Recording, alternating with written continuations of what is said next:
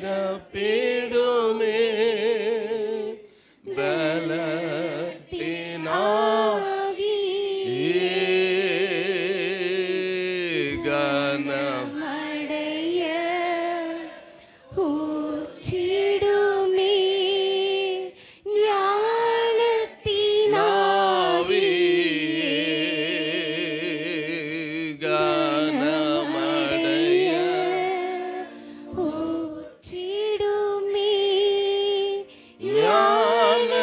ஞானத்தினாவி அசைவா.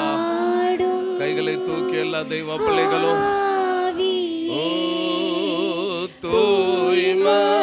தூய்மையின் ஆவியே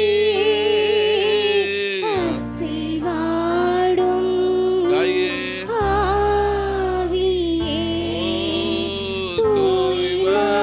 தூய்மையின் ஆவியே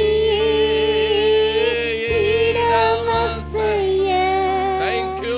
உள்ளம் நிரம்ப அப்பா இறங்கி வாருமே கண்களை மூடி எல்லா தெய்வ பிள்ளைகளும் இந்த இடமசைய உள்ளம் நிரம்ப இறங்கி வாருமே பலனடைய பலனடைய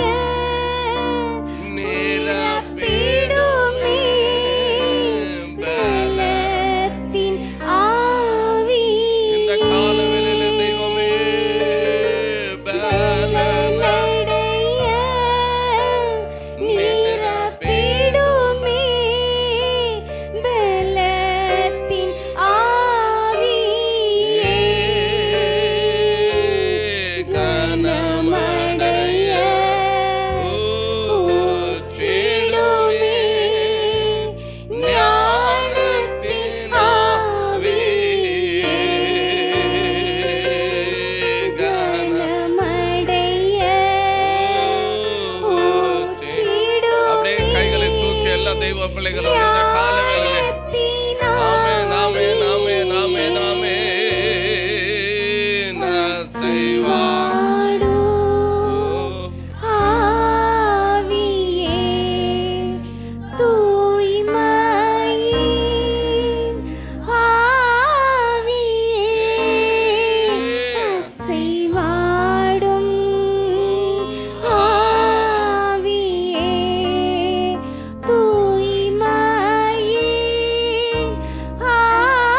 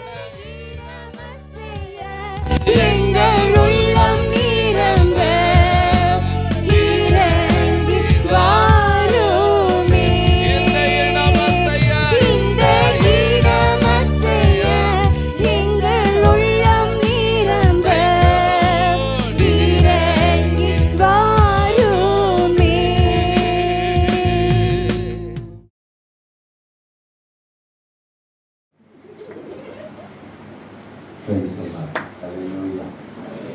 கர்த்தரும் இரட்சகருமாகிய இயேசு கிறிஸ்துவின் அன்பு நாமத்தில் உங்களை நான் வாழ்த்துகிறேன், ஆசீர்வதிக்கிறேன். பிரசங்கத்துக்கு மைக்க தர்றதுக்கு முன்னாடி பாஸ்டர் எனக்கு கை கட்டு போட்டுருக்காங்க. 1 மணி நேரத்தில் முடிக்கணும். எனக்கு அந்த ஒன்று தான் கொஞ்சம் கஷ்டம். நான் எங்கள் தமிழ்நாட்டில் 2 மணி நேரம் பேசுவேன். சரி, இன்றைக்கும் கொஞ்சம் தாராளமாக பேசலாம்னு நினச்சி வந்தேன். ஆனால் முதல்ல ஃபுல் ஸ்டாப் வச்சிட்டேன். எத்தனை பேர் 11 மணிக்கு நான் கரெக்டாக முடிச்சுட்டு போகணும்னு ஆசைப்படுறீங்க? கரும்பு சங்கடமாக நினைக்க. சரி, கர்த்தரோட ஆசீர்வதிப்பாராக. 11 மணிக்கு நான் முடிக்கிறேன். எப்பொழுதுமே எந்த சபைக்கு போனாலும் சில ஆலோசனைகளை கொடுக்கிறது எனக்கு வழக்கம். ஒரு ஆசிரியராக பணியாற்றினதுதான் என் கண்களில் பார்க்கிற சில காரியங்களையும் ஆலோசனையை கொடுப்பது வழக்கம். என் ஆவியில் உணர்த்தப்படுகிற காரியங்களிலும் நான் ஆலோசனையை கொடுப்பது வழக்கம். எல்லாருக்கும் கேட்குதில்ல? எல்லாருக்கும் கேட்குதில்ல? பின்னாடி வரை கேட்குதில்ல? ஓகே, ஸ்தோத்திரம். கர்த்தர் உங்களை ஆசீர்வதிப்பார். பிரியமானவர்களே, நேற்றைய தினத்தில் பேசின ஒரே சின்ன ஆலோசனை மறுபடியும் ரிப்பீட். என்ன அப்படின்னா, நேற்றைய தினத்தில் வராத சிலர் வந்திருக்கிறீங்க. We are the witness of this world.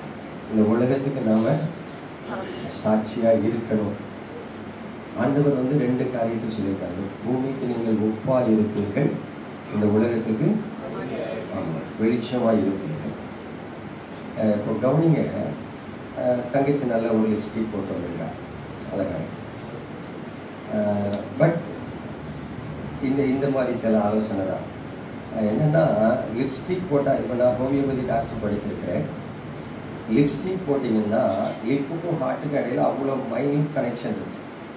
Cyanide அப்படிங்கிற ஒரு மருந்தை கண்டுபிடிச்ச சயின்டிஸ்ட் அதை தொட்டு வாயில் வச்சு SWன்னு எழுதணும்னு செத்துட்டான். அது ஸ்வீட்டா ஸ்வெட்டாங்கிறது தெரியல. SWன்னு 2 வார்த்தை எழுதுறதுக்குள்ள என்ன பண்ணிட்டாரு? இறந்துட்டார். அப்போ அது ஹார்ட்டை அரெஸ்ட் பண்ணிட்டு சைனைட். அப்போ எந்த அளவுக்கு உதடுக்கும் இருதயத்துக்கும் நெருங்கின தொடர்பு இருக்குன்னு பாருங்க. லிப் பாம், லிப்ஸ்டிக் எல்லாமே chemical. Lipstick, lip balm use பண்ணிங்கன்னா கண்டிப்பாக உங்களுக்கு ஹார்ட் ப்ராப்ளம் வரும், இருதய வியாதி வரும். இதுக்கு மேலே நீங்கள் உங்களை அழகுபடுத்தணும், லிப்ஸ்டிக் போட்டால் போட்டுருவீங்க. கர்த்தர் உங்களை ஆசீர்வதிப்பார். அடுத்தது, இப்போ நீங்கள் எல்லாம் சண்டேன்னு உடனே ஒயிட் அண்ட் ஒயிட் ட்ரெஸ்ஸில் வந்திருக்கீங்க. நல்லா குளிச்சு ஃப்ரெஷ்ஷாக பவுடர் போட்டு வந்த உடனே உங்களெல்லாம் பார்த்தா பரிசுத்தவன் மாதிரி இருக்கு. ஆனால் தம்பி கொஞ்சம் எழுந்திக்குமா, அப்படி கொஞ்சம் அந்த பக்கம் தெரியும்.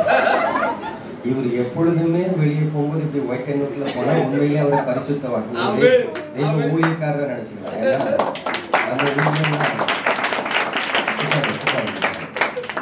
நம்ம ஊர்ல எல்லாம் கல்யாணம் கட்டாத சாதுக்கள் தாடி வளர்க்கணும். அவர் கல்யாணம் பண்ண மாட்டாருன்னு நினைக்கிறேன். கல்யாணம் பாஸ்டரா? அப்போ கல்யாணம் பண்ணாமலே இப்போ ஒரு பாஸ்டராக இருப்பாருங்க. கர்த்தர் உங்களை ஆசீர்வதிப்பார். நான் நேற்றுக்கு தான் சொன்னேன், தாடி வளர்த்தா அதை ட்ரிம் பண்ணக்கூடாது, ஃபுல்லாக வளர்க்கணும். எதுக்குன்னா, பின்னாடி ஒரு பிரதர் கொண்டெல்லாம் வளர்த்துருக்காரு.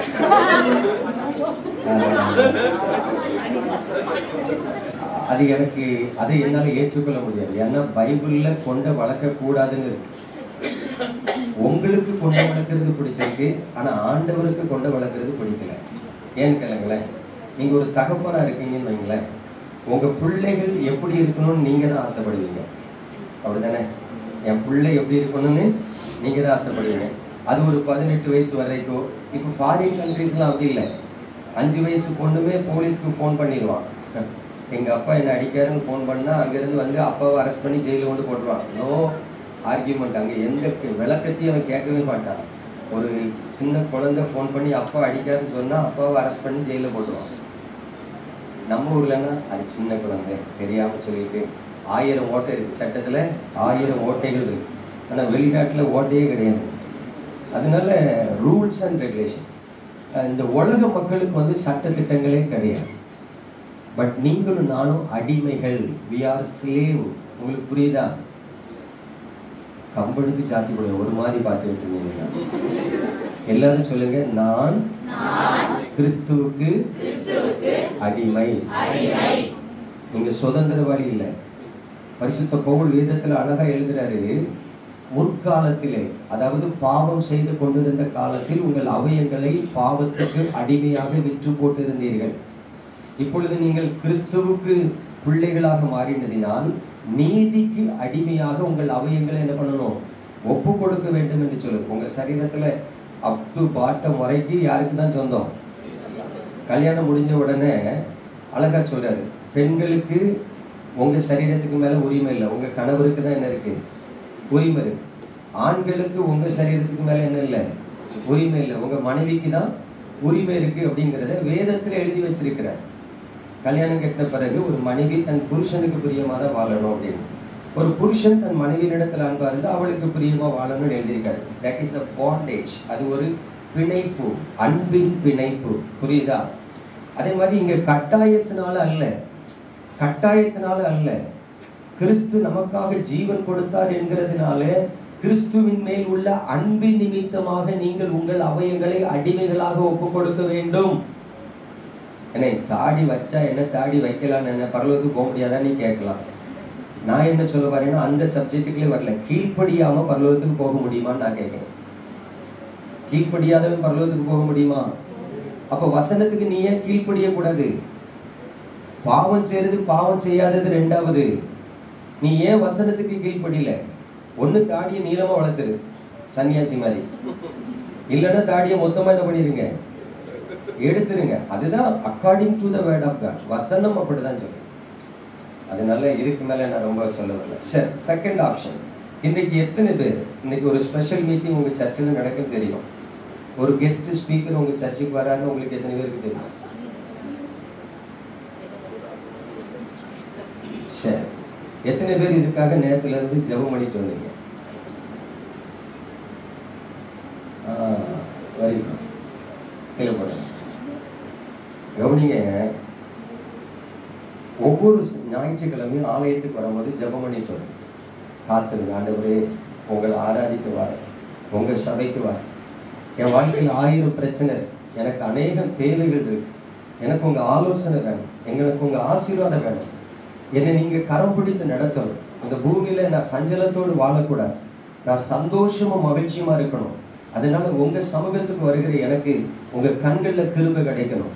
வரக்கூடிய தேவ ஊழியக்காரரை கொண்டு, இல்லைன்னா உங்க போதகரை கொண்டு என்னோட பேசுங்க, நான் நடக்க வேண்டிய வழியை காண்பீங்க, எனக்கு நல்ல ஆலோசனைகளை தாங்க, என்னை உருவாக்குங்க, நானும் வளர்ந்து பெருகணும் அப்படின்னு சொல்லி நீங்க ஜெபித்து வரணும். ஏன்னா ஆண்டவர் சொல்றாரு, தாகம் உள்ளவன் மேலதான். அப்ப நீங்க தாகம் இல்லாம சும்மா ஞாயிற்றுக்கிழமை கோயிலுக்கு போகணும் அப்படின்னு சொல்லி வந்துட்டீங்கன்னா அதுக்கு பேரு அத்தது கழுதை எடுத்தது ஓட்டம்னு அர்த்தம். அவுத்துட்ட கழுதை எப்படி தெரியும்? அப்படி வாழ்றது கிறிஸ்தவ வாழ்க்கை இல்லை.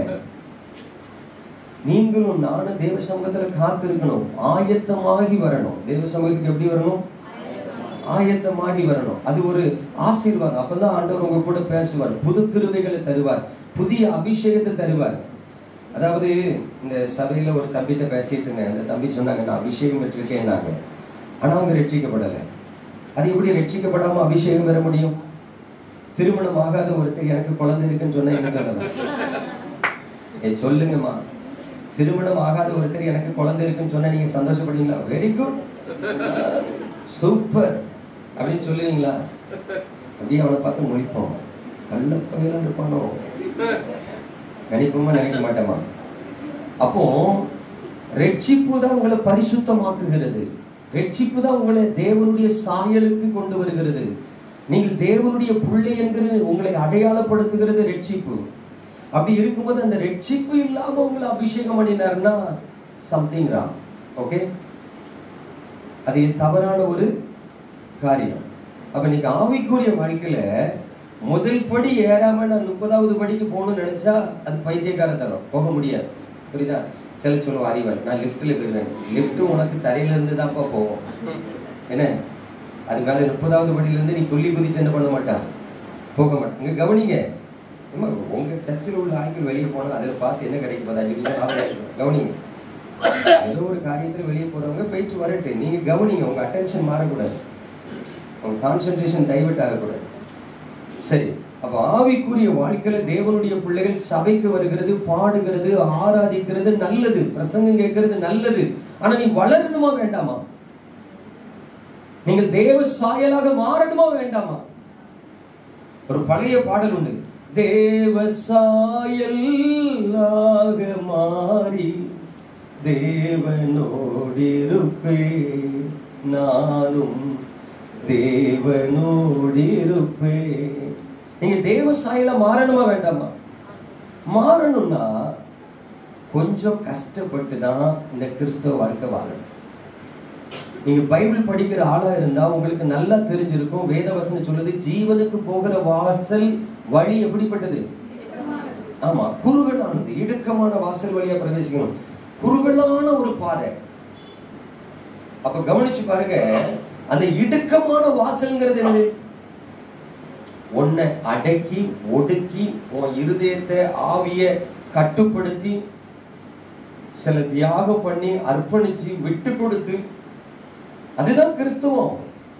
இன்னைக்குள்ள நிறைய பேர் என்ன நினைக்கிறாங்கன்னா, சில பிரபலமான ஊழியக்காரங்களை பாக்குறாங்க. அந்த பிரபலமான ஊழியக்காரங்க, நீ ஆண்டவர்கிட்ட வந்தாலே உனக்கு ஆசீர்வாதம் தப்பா, அப்படிதான்ப்பா இப்படிதான்ப்பான்னு உங்களுக்கு அப்படி ஒரு எக்ஸைட்மெண்ட், ஒரு கேலப்ப சொல்லிட்டு போயிருவாங்க. ஒண்ணும் கிடைக்காது. அந்த இடத்துல நிற்கும் போது ஒரு பெரிய எக்ஸைட்மெண்ட் இருக்கும், சந்தோஷம் இருக்கும். சர்ச்சை விட்டு வெளியே போனோன்னு உங்க குடும்ப கஷ்டம் தெரியும், உங்க சரீர வியாதி தெரியும், உங்களுக்கு வேலை இல்லாம இருக்கிறது தெரியும், உங்களுக்கு பொண்ணு தர மாட்டேன்னு ஒருத்தர் எத்தனையோ பேர் ஏமாத்திருப்பாங்க தெரியும், நல்ல வாழ்க்கை இல்லாமல் இருக்க தெரியும். அந்த கஷ்டங்கள் துன்பங்கள் வந்து இந்த சந்தோஷத்துல மாறாது. நீங்க ஆசீர்வாதமா இருக்க அழைக்கப்பட்டிருக்கீங்க. அந்த ஆசீர்வாதம் சும்மா வராது. எகிப்தின் அடிமைத்தனத்துல இருந்து இஸ்ரவேல் ஜனங்களை கர்த்தர் விடுதலையாக்கி கூட்டிட்டு வந்த உடனே, வா நான் உங்களை உடனே கானான்ல கொண்டு போய் விடுறேன்னு உடனே கானான்ல கொண்டு போய் விட்டாரா? கானான் பாலும் தேனும் ஓடுகிற தேசம், கானான் மலையும் பள்ளத்தாக்குகளும் உள்ள தேசம், கானான் வானத்தின் பணிகளை பெறுகிற தேசம், கானான் இரவும் பகலும் உன் தேவனாகிய கர்த்தர் கண்ணோக்கமாய் இருக்கிற தேசம். அவ்வளவு ஆசீர்வதிக்கப்பட்ட தேசத்துக்குள்ள வாங்க நான் உங்களை கூட்டிட்டு போறேன்னு சொல்லி அடிமைத்தனத்திலிருந்து விடுதலையாக்கின ஆண்டவர் வனாந்தரத்துல நடத்துறார். அவங்க எதிர்பார்க்கவே இல்லை. ஆண்டவர் பாலும் தேனும் ஓடுகிற தேசத்திற்கு அழைத்து செல்வேன் என்று சொன்னார்னு சந்தோஷமா வந்தான், எதிர்பார்த்து வந்தான். ஆனா டெசர்ட்ல நடத்துறாரு. அவனுக்கு புரியவே இல்லை, எதுக்கு இந்த வனாந்தரத்துல கொண்டு வர்றாரு? தண்ணீர் இல்லாத இடத்துல, ஊழையிடுற இடத்துல, நெறிஞ்சு முள்கள் நிறைந்த இடத்துல, கொள்ளிவாய் சர்ப்பங்கள் நிறைந்த இடத்துல, விருப்பப்படாத ஒரு பாதையில அவர் நடத்துறார். ஆனா கானானுக்கு நடத்துறார். அல்லேலூயா. அப்போ சில உங்க வாழ்க்கையில சில கடினமான பாதையிலோடு நீங்க போகிறது தான் கர்த்தருடைய ஆசீர்வாதத்தை பெற்றுக்கொள்ள முடியும்.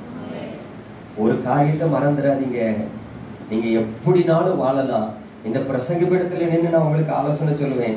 இதை விட்டு இறங்கி நீங்க வெளியே போன பிறகு உங்களுக்கு நான் வந்து எந்த உரிமையும் இல்லாதவன். உங்களை கூப்பிட்டு கண்டிக்க முடியாது, அடிக்க முடியாது, உங்களுக்கு ஆலோசனை கொடுக்க முடியாது. போய் அவன் சொல்லியை பார்த்துட்டுன்னா நாங்க வெக்கப்பட்டு தலை குனிஞ்சிட்டு போயிடுறோம். ஆனா உங்க ஆத்மா வெளியேற பெற்ற ஏன் தெரியுமா? நீங்களும் நானும் பரலோக பிரயாணத்துல இருக்கோங்கிறத மறந்துடக்கூடாது. நமக்கு பரம காணான் ஒன்று இருக்கிறது, நித்திய ஜீவன். அதை சுதந்திரிக்கிறதுக்கு தான் வாரம் வாரம் வந்து உட்கார்ந்துட்டு இருக்கிறோம். அல்லேலூயா. ஒரு வேலைக்காக இல்ல, ஒரு திருமணத்துக்காக இல்ல, ஒரு வீடு வாங்குறதுக்கு இல்ல, ஏதோ கொஞ்சம் கை நிறைய பணம் சம்பாதிக்கிறதுக்கு கர்த்தரை தேடி வரல. அதெல்லாம் ஆட்டோமேட்டிக்கா வரும். எப்போ? முதலாவது தேவனுடைய ராஜ்யத்தின் நீதியை தேடும்போது. ஏமா அந்த ஊழியத்துக்கு வரும்போது நான் தரித்திரன்மா, இன்னும் கொச்சியா சொல்லணும்னா பிச்சைக்காரன். ஏன்னா எங்க அப்பா கவர்மெண்ட்ல வேலை பார்த்தாலும் எங்க வீட்டுக்கு பணம் வந்து சேரது எல்லாம் சாரை கிடைக்குது. அவ்வளவு தரித்திரம், அவ்வளவு கஷ்டம், அவ்வளவு கண்ணீர். ஆனா இந்த ஊழியத்துக்கு வந்த பிறகு ஒரு நாளைக்கு நான் 7 மணில இருந்து 8 மணி நேரம் ஜெபம் பண்றேன். நான் வச்சிருக்கிற இந்த பைபிள் 19வது பைபிள். ஏசப்பா கிருபையில 42 திருப்பு பைபிள் படிச்சு முடிச்சிருக்கேன், தமிழ் பைபிள் மட்டும். இதுல புதிய ஏற்பாடு எத்தனை திருப்பு படிச்சேன்னு நான் கணக்கு வைக்கல. நேற்று ஒரு தம்பிட்ட பேசிட்டு இருந்தேன். அவர் சொன்னார், நைட்டு 2 மணி வரைக்கும் நான் பைபிள் படிப்பேன். எனக்கு சந்தோஷமா இருந்தது. கர்த்தருடைய வேதம் குறைவற்றதும் ஆத்துமாக்களை உயிர்ப்பிக்கிறதுமா இருக்கிறது. ஆனா நைட்டு 2 மணி வரைக்கும் பைபிள் படிச்ச அந்த மனுஷனுக்கும் ஒரு சுயம் கிடக்குது. என்னன்னா அவரும் தாடியை வளர்த்துக்கிட்டு தான் இருக்கு. அவர் கண்ணும் திறக்கப்படலையே நினைச்சு எனக்கு கொஞ்சம் வருத்தம். அவர் கண்ணும் என்னன்னா இந்த உலகத்தின் ஆவி நமக்கு இருக்கக்கூடாது. நல்லா கவனிச்சு பாருங்க. உலகத்துக்கு ஒத்த வேஷத்தை என்ன பண்ணாத, தரிக்காத. நீங்க எல்லாம் உலகத்துக்கு ஒத்த வேஷம் தானே தரிச்சுக்கிட்டு இருக்கீங்க. சுடிதார் ஸ்டைல் மாறும்போது உங்க சுடிதார் ஸ்டைல் மாறிடுது, அப்படிதானே? இப்ப எல்லாருமே பாத்தீங்கன்னா நம்ம பெண்டிகால் சர்ச்சுக்கு வர்றவங்க முக்காடு போடணும்னா சேலையை வச்சு முக்காடு போட்டது இல்லை. அதுக்குன்னு ஒரு இதுக்கு பேர் என்னது, ஸ்கார். டீசன்ட். நம்ம டீசன்சி விரும்புறோம், மாடர்னா மாற விரும்புறோம். ஆனா கிறிஸ்துவுக்குள்ள மனமாற்றம் அடைய விரும்பலையே. எத்தனை பிரசங்கம் கேட்டிருப்பீங்க, எவ்வளவு பிரசங்கம் கேட்டிருப்பீங்க, எவ்வளவு பைபிள் வாசித்திருப்பீங்க, எவ்வளவு ஜெப கூட்டங்களுக்கு வந்திருப்பீங்க. என்ன டிரான்ஸ்ஃபார்மேஷன் உங்களுக்குள்ள வந்திருக்கு? கல்யாண வீட்டுக்கு போனாலும் சோறு தான், செத்து வீட்டுக்கு போனாலும் சோறு தான், எங்க போனாலும் நல்லா தின்னு.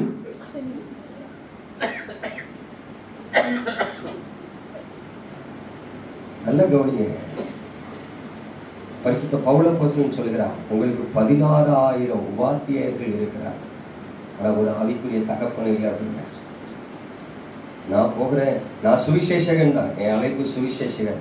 ஆனா நான் எந்த சபைக்கு போனாலும் அந்த ஜனங்களுக்கு தகப்பனா இருக்க விரும்புறேன். நீங்க என்னை ஏற்றுக்கொள்ளணும் ஏற்றுக்கொள்ள வேண்டாங்கிறது எனக்கு முக்கியம் இல்லை. என்னை நீங்க 2வது டைம் கூப்பிடணும் கூப்பிட வேண்டாம்லாம் நான் எதிர்பார்க்க மாட்டேன். என்ன ஆவிக்குரிய வாழ்க்கையில் வழி நடத்தின ஒரு தேவ மனுஷன் சொல்லுவார், இலை போடாம சோறு வைக்காதங்க, இலை போடாம சோறு வைக்காதங்க. தயவு செய்து நான் உங்களை நேசிக்கிறேன், உங்களை நேசிக்கிறேன், உங்க போதகரை நேசிக்கிறேன், இந்த ஊழியத்தை நேசிக்கிறேன். கர்த்தருக்கு பிரியமா வாழ பழகுங்க. உலக பிரகாரமா பெண்களை குறித்து நான் கேள்விப்படுறேன். கல்யாணமானவங்க புருஷன் மட்டன் சிக்கன் சாப்பிட மாட்டான்னா, சில பெண்கள் மட்டன் சிக்கன் சாப்பிட மாட்டேன்னு புருஷனுக்காக அதை விட்டு கொடுத்துட்றாங்கன்னு கேள்விப்பட்டேன். நான் என் ஃப்ரெண்டு வீட்டிலே பார்த்தேன். நான் என்னன்னா அவர் சாப்பிட மாட்டாருங்க. என் ஃப்ரெண்டோட ஒய்ஃபு மட்டன் சிக்கனை சாப்பிட்றது என்னன்னா அவர் சாப்பிட மாட்டார். இதில் அவனுக்கு 42வது வயசுல அட்டாக் வேற வந்துச்சு. ஆனா அந்த கழுதை வெளியே ஏதாவது லைன்ஸ் கிளப் மீட்டிங் போகும்போது நல்லா மலிக்கிட்டு வந்துடுவான். நான் சொன்னேன், இல்லை நீ சாப்பிட மாட்டேன்னு நினச்சி உன் ஒய்ஃப் சாப்பிட சொல்லிடுறேன். நான் சாப்பிட்டுட்டு மாத்திரையை போட்டுக்குவேன். இவன் வெளியே போய் சாப்பிட்டுட்டு மாத்திரையை போட்டு பொண்டாட்டி ஏமாத்துறான். பொண்டாட்டி பாவம், என் கணவருக்கு ஹார்ட் அட்டாக்கு, அவருக்கு மட்டன் சிக்கன் நான்வெஜ் சாப்பிடக்கூடாது, அவர் சாப்பிட்டதுனால நான் சாப்பிட மாட்டேன்னு அவ தியாகமா இருக்கா. கட்டின புருஷன் மேல அவ்வளவு பாசத்தை வச்சு தியாகமா எவ்வளவு காரியத்தை சகிச்சுக்கிட்டு இருக்கீங்க. கிறிஸ்துவுக்காக ஏன் சில காரியத்தை நீங்க சகிக்க கூடாது? ஆண்டவர் நல்லா கவனிச்சுடுங்க. ஆண்டவர் வந்து உங்களை அடிமைப்படுத்தவே விரும்பல, உங்களை சுதந்திரவாளியா வச்சுட்டார். ஒரே ஒரு வார்த்தை சொன்னார், இது மரணத்துக்கு போகிற வழி, இது ஜீவனுக்கு போகிற வழி. நீ எதை தெரிந்து கொள்ளுகிறாயோ நீ அதுல நடக்கலாம். நீ எதை தெரிந்து கொள்ளுகிறாயோ அதுல. அவர் உங்களை அடிமையா வைக்கல, சுதந்திரவாளியா உங்களுக்கு ரைட்ஸ் கொடுத்துட்டார். நீ எப்படினாலும் வாழ்ந்துக்க, ஆனா முடிவு எப்படி இருக்குங்கிறத தெரிஞ்சு எப்படியும் வாழலாம்.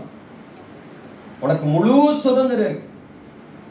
2-3 நாள் மொட்டையை அடிச்சுக்கலாம், நல்லா மொட்டையை மட்டும் அடிச்சுட்டு தாடியை வச்சுக்கலாம். அப்படி சில ஊழியக்காரங்க சென்னையில் இருக்காங்க, நல்லா சேவ் பண்ணி மொட்டையை போட்டுட்டு தாடியை வளர்த்துட்டு ஊழியம் செய்கிற சில ஊழியக்காரங்க இருக்காங்க.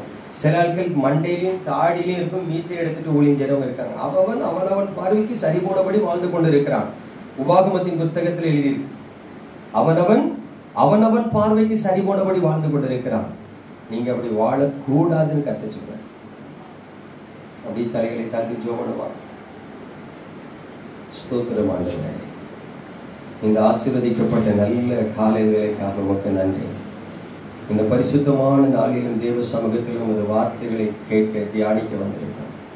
ஆண்டவரே, எங்களோடு நீர் பேசு. இந்த வார்த்தைகளை கொண்டு எங்களோடு பேசுவீராக. நாங்கள் நடக்க வேண்டிய வழியை எங்களுக்கு காண்பிப்பீராக.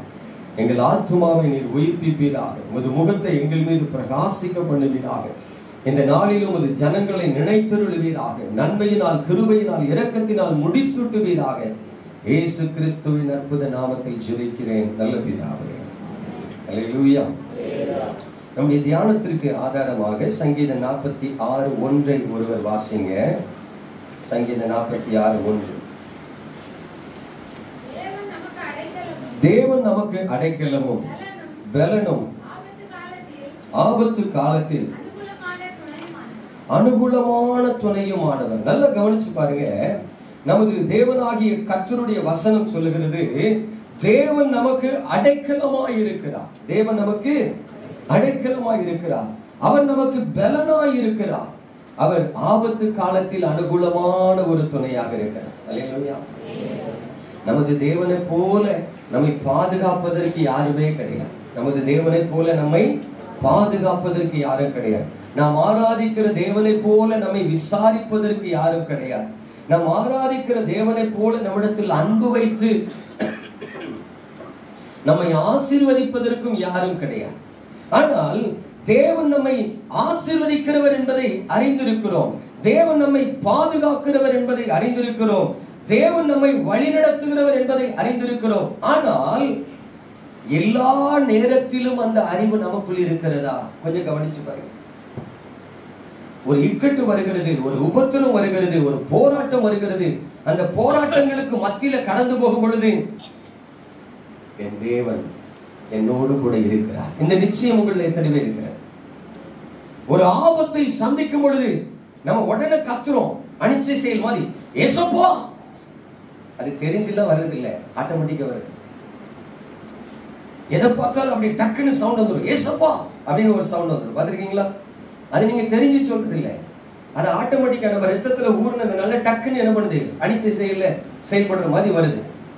ஆனா அந்த தேவன் என்றென்றைக்கும் உள்ள சதா காலங்களில் நம்முடைய தேவன் என்று எழுதியிருக்கிறபடி அவர் உங்களை கண்மணி போல பாதுகாக்கிறவர், உங்களை கரம் பிடித்து நடத்துகிறவர், உங்களுக்கு ஒரு தீங்கும் வராதபடி உங்களை ஆசீர்வதிக்கிறவர் என்பதை அறிந்திருக்கிறீர்களா? என்னுடைய மனைவிக்கு தம்பி சாண்டா குரூஸ்ல பாஸ்டரா இருக்கார், கேஜி பாஸ்டர். ஒரு டைம் அவர் சொன்னார், அதான் என்னதான் உலகத்துல என்னெல்லாமோ நடக்குது, நான் ஒரு பாஸ்டரா இருக்கேன், என் விசுவாசமே கிடுகிடுன்னு ஆடுது அப்படின்னு. நான் சொன்னேன், என்ன சொல்றீங்க அப்படின்னு. அவங்க சர்ச்சில் ஒரு பிலீவர், 51 வயசு. அவங்க சர்ச்சில் ஒரு விசுவாசி, 51 வயசு. அன்எக்ஸ்பெக்டடா அவருக்கு ஒரு நாள் லேசா நெஞ்சுக்குள்ள குறுகுறுன்னு இருக்கு. ஹாஸ்பிட்டல் கொண்டு போயிருக்காங்க. Attack, first attack. அங்கே ட்ரீட்மெண்ட் கொடுத்தாங்க, ரெக்கவர் ஆயிட்டார், நல்லா சுகமாகி வீட்டுக்கு வந்துட்டாரு. மருந்து மாத்திரை கொடுத்துருக்காங்க, அதை சாப்பிட சொல்றாங்க. அவர் ஒரு 6 மாசம் சாப்பிட்றாரு. அதுக்கு பிறகு விசுவாசத்துல என்ன பண்ணிட்டாரு, கர்த்தர் எனக்கு சுகம் தருவாரியா, இந்த மருந்து மாத்திரை இல்லை, கர்த்தர் எனக்கு சுகம் தருவார்னு சொல்லி மருந்து மாத்திரையெல்லாம் தூக்கி என்ன பண்ணிட்டாரு, தூர போட்டார். தூர போட்டு பயங்கர ஃபெய்த்தில் இருக்காரு. 2-3 வருஷமா அவருக்கு எந்த பிரச்சனையும் இல்லை. சர்ச்சுக்கு வராரு, நல்லா பாடுறாரு, ஆராதிக்கிறாரு, வேலை செய்யறாரு, குடும்பத்தை நடத்துறாரு. ஒரு 3 வருஷம் கழிச்சு ஒரு நாள் திருநெல்வேலிக்கு வராரு. அவருடைய சொந்த ஊருக்கு என்ன பண்றாரு, இங்க இருந்து ட்ரெயின்ல வராரு. சொந்த ஊருக்கு வந்து இறங்கி அங்க ஒரு வாரம் குடும்பத்தாரோடு கூட இருந்துட்டு ரிட்டர்ன் பாம்பேக்கு வராரு. ரிட்டர்ன் பாம்பேக்கு வரும்போது திருநெல்வேலி ரயில்வே ஸ்டேஷன்ல இருந்து நாகர்கோயில் மும்பை எக்ஸ்பிரஸ் அதுல டிக்கெட் ரிசர்வேஷன் பண்ணி வந்தவர் என்ன பண்ணியிருக்காரு, அவருக்கு டக்குன்னு மைண்டு, ஐயோ நம்ம ஃப்ரெண்ட் ஒருத்தர் அல்வா வாங்கிட்டு வர சொன்னார், மறந்துட்டேன்னு சொல்லி டைம் பார்த்துருக்காரு, 10 நிமிஷம் இருக்கு, போய் அல்வா வாங்கிட்டு வந்துடும் சொல்லி வெளியே வந்திருக்காரு. வெளியே வந்து 1 கிலோ அல்வா வாங்கிட்டு நடந்து வரும்போது அனௌன்ஸ்மெண்ட் போடுறாங்க, நாகர்கோயில் எக்ஸ்பிரஸ் என்ன பண்ணுது, மும்பை எக்ஸ்பிரஸ் புறப்பட தயாராகுது. இவரு பார்த்தா அவரு 2வது பிளாட்ஃபார்ம்ல நிற்க போல இருக்கு. மேலே ஏறி இறங்கி போனோம். கொஞ்சம் அவசரமா கிடுகிடுன்னு ஓடி வந்திருக்காரு. ஓடி பிளாட்ஃபார்ம்ல மேலே ஏறி இறங்கிட்டாரு. இறங்கி வரும்போது ட்ரெயின் மூவ் ஆயிடுச்சு. ஜஸ்ட் ஒரு 50 அடி தூரம் ஓடி போய் ட்ரெயின்ல பிடிச்சி காலை வச்சு உள்ள ஏறாரு. அடுத்த அட்டாக், ஆல் அவுட். அடுத்த அட்டாக்ல ஆளு அவுட். இப்போ என் மைத்துனர் அவரு ஏஜி பாஸ்டர் இருக்குன்னு சொல்றாரு, ஆண்டவரே நம்பி இருந்தார்ல, ஏன் அவருக்கு இப்படி நடக்கணும்? நம்ம எல்லாருமே ஆண்டவர் பாதுகாக்கும் பொழுது என்ன பண்றோம் அப்படின்னாச்சுன்னா, பிரைஸ் தி லார்ட், ஆண்டவர் ஆசீர்வதிக்கிறார், பாதுகாக்கிறார் அப்படின்னு நம்ம என்ன பண்றோம், அதை ஏற்றுக்கொள்கிறோம். ஆனா ஒரு காரியம் நாம விரும்புகிற மாதிரி நடக்கலன்னா, புஷ்ன்னு காத்து போன பலன் மாதிரி அவருக்கு அப்படி நடக்கு. நல்லா ஜெபம் பண்ணுவாரு, சர்ச்சிலே அட்டாச்சா இருப்பாரு, சர்ச்சிலே கிடப்பாரு, எல்லார்ட்டையும் அன்பா இருப்பாரு. அவருக்கே எப்படின்னா நம்ம விசுவாசம் எல்லாம் காத்து மேல கரைஞ்சிடும். பார்த்திருக்கீங்களா? எல்லாம் ஒரு மாதிரி பார்க்கீங்க. எத்தனை பேர் சொல்ல முடியும், கர்த்தர் கொடுத்தார், கர்த்தர் எடுத்தாரியா, ஸ்தோத்திரையா, தேவ சித்தம் இல்லாம தேவனுடைய நம்முடைய தலையில இருந்து ஒரு முடி விழாதுன்னு சொல்லியிருக்கு. அவருக்கு நியமிக்கப்பட்ட காலம் அது. அதனால கர்த்தர் எடுத்தார். ஒரு பரிசுத்தவான், ஒரு நீதிமான், கர்த்தரை நம்பி விசுவாச வாழ்க்கை வாழ்ந்தான். இப்ப இந்த பூமிக்குரிய கூடாரத்தை விட்டுட்டு பரலோகத்துக்கு போயிட்டான்னு சொல்லி எத்தனை பேர் தைரியமா சந்தோஷமா ஏற்றுக்கொள்ள முடியும் பாருங்க. அன்னையில இருந்து 10 பேர் ஜெபிக்கிறது நிப்பாட்டிடுவான். நம்ம கோயிலுக்கு போய் ஜெபம் பண்ணி என்ன பண்ண, நல்லா ஜெபிக்கிற அவரே 53வது வயசுல செத்து போயிட்டாரு, ஆண்டவர் பாதுகாக்காரான்னு தெரிய மாட்டேங்குது. 10 பேர் ஜெபம் பண்றது நிப்பாட்டிடுவான். 4 பேர் சர்ச்சுக்கு வர்றது நிப்பாட்டிடுவான். பிறகு போய் பாஸ்டர் அவருக்கு பம்ப் வச்சு காத்தடிச்சு மாதிரி சொல்லுவாங்க, பிரதர் கவலைப்படாதீங்க, உங்களை ஆண்டவர் கைவிட மாட்டார். நம்ம பக்கத்துல போய் காத்து பம்ப் அடிச்ச மாதிரி அடிச்சு சொல்லணும். பிறகு உங்களை தாங்கி தப்பி தட்டி எப்பா ஏத்தா எம்மா ஏனி வா அப்படின்னு சொல்லுவார். மெல்ல வந்து உட்காரும். சரி வெளியே இருந்தாலும் ஆபத்து, உள்ள வந்து உட்காந்துக்கிறோம். Where is your faith? Where is your faith? நல்ல கவனிங்க. அதனாலதான் வேதத்துல ஆண்டவர் மிக திட்டமா எழுதி இருக்கிறார், உன் பக்கத்தில் 1000 பேரும் உன் வலது பக்கத்தில் 10,000 பேரும் இருந்தாலும் அது உன்னை அணுகாது. அந்த விசுவாசம் உங்களுக்கு வேணும். சரி, என் சகோதரன் ஆண்டவர் எடுத்துக்கொண்டார், ஓகே, எனக்கு ஒரு காலம் வச்சிருக்கிறார், அது வரைக்கும் நான் இருப்பேன்யா. சங்கீதக்காரன் நீங்களும் நானும் கற்றுக்கொள்ள வேண்டிய காரியங்கள் நிறைய இருக்கு தெரியுமா? அவர் சொல்றாரு, கர்த்தரை எப்பொழுதும் எனக்கு முன்பாக நான் நிறுத்தி நோக்கி கொண்டிருக்கிறேன். அல்லேலூயா. கர்த்தரை எப்பொழுதும் எனக்கு முன்பாக வைத்திருக்கிறேன்.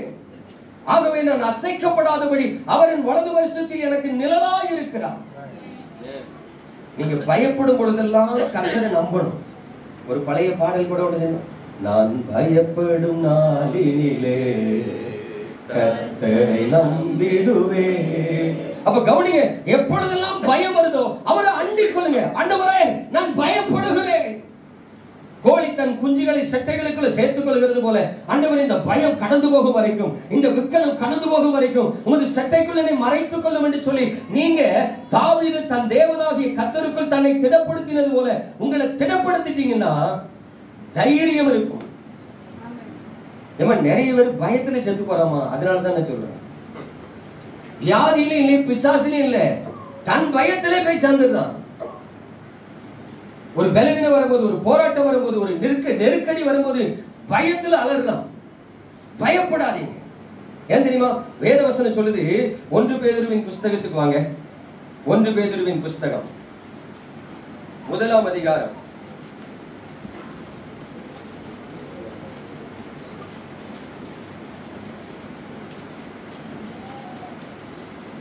5ஆம் வசனத்தை ஒருத்தர் வாசிங்க. கடைசி காலத்திலே வெளிப்பட ஆயத்தமாக்கப்பட்டிருக்கிற ரட்சிப்பிற்கு ஏதுவாக விசுவாசத்தை கொண்டு தேவனுடைய பலத்தினாலே காக்கப்பட்டிருக்கிற உங்களுக்கு, நல்லா கவனிச்சு பாருங்க, வசனம் என்ன சொல்லுது தெரியுமா? விசுவாசத்தை கொண்டு தேவனுடைய பலத்தினால் நீங்கள் காக்கப்பட்டு வருகிறீர்கள். அல்லேலூயா, அல்லேலூயா. அப்ப விசுவாசம் இல்லாம தேவனுடைய பாதுகாப்பு உங்களுக்கு கிடைக்காது. நான் சொல்றது புரியுதா? எல்லாம் கவனிக்கிறீங்களா? எல்லாம் கவனிக்கிறீங்களா? உங்களுக்கு புரியுதா? உங்களுடைய விசுவாசத்தை கொண்டுதான் தேவன் உங்களை பாதுகாக்கிறார்.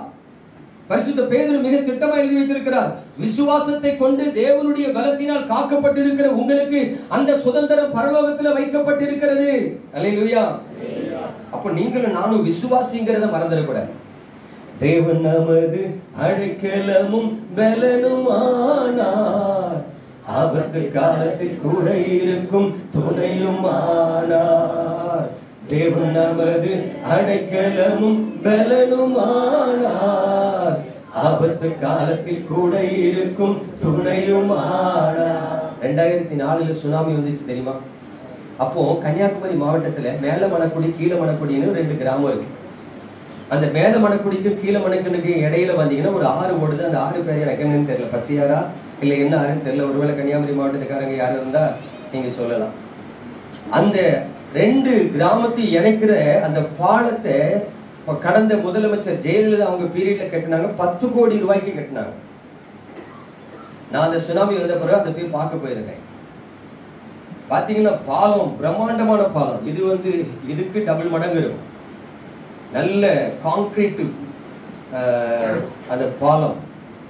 பாத்தீங்கன்னா கடல் அடிச்சு அந்த பாலத்துல ஒவ்வொரு பீஸையும் ஒரு 2-3 பீஸ 500 மீட்டருக்கு அங்க 1/2 கிலோமீட்டருக்கு அங்க தூக்கி கொண்டு போட்டிருக்கு.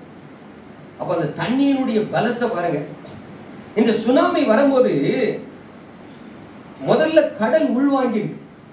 சுனாமி வரும்போது முதல்ல கடல் உள்வாங்கிருக்கு. அப்ப அந்த கடற்கரையில இருந்த மக்கள் எல்லாம் ஆச்சரியப்பட்டு ஓடி வந்து பார்த்திருக்காங்க.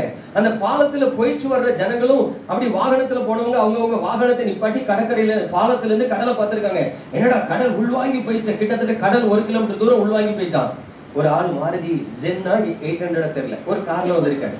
அவரும் தான் காரை நிப்பாட்டி எல்லாரும் நம்ம எல்லாருக்குமே கூட்டத்தை கண்டா நமக்கு வேடிக்கை பார்க்கணும்னு என்ன வருது தெரியுமா?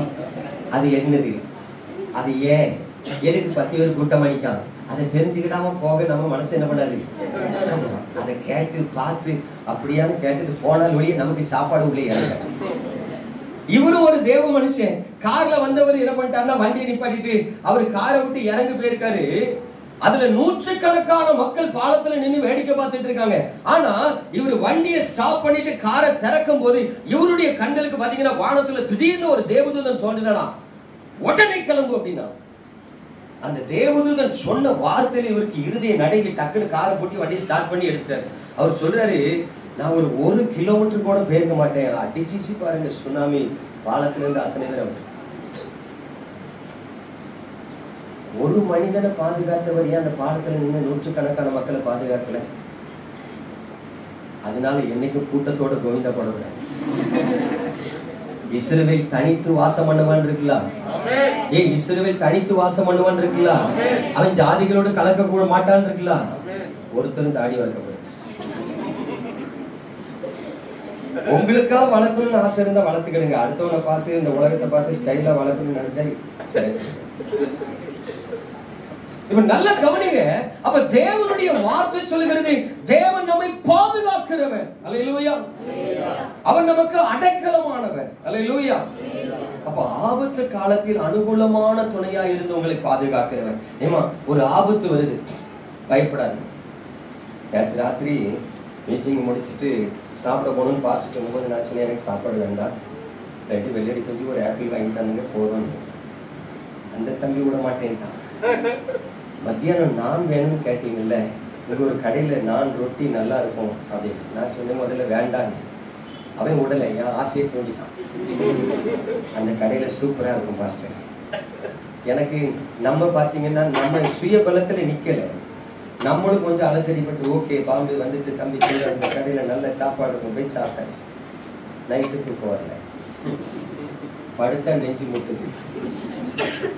படுத்து கிடந்தா என்ன பண்ணுது, நெஞ்சுக்குள்ள ஃபுல்லா கேஸ் ஃபார்ம் ஆகி ஒரே ஏப்பம்.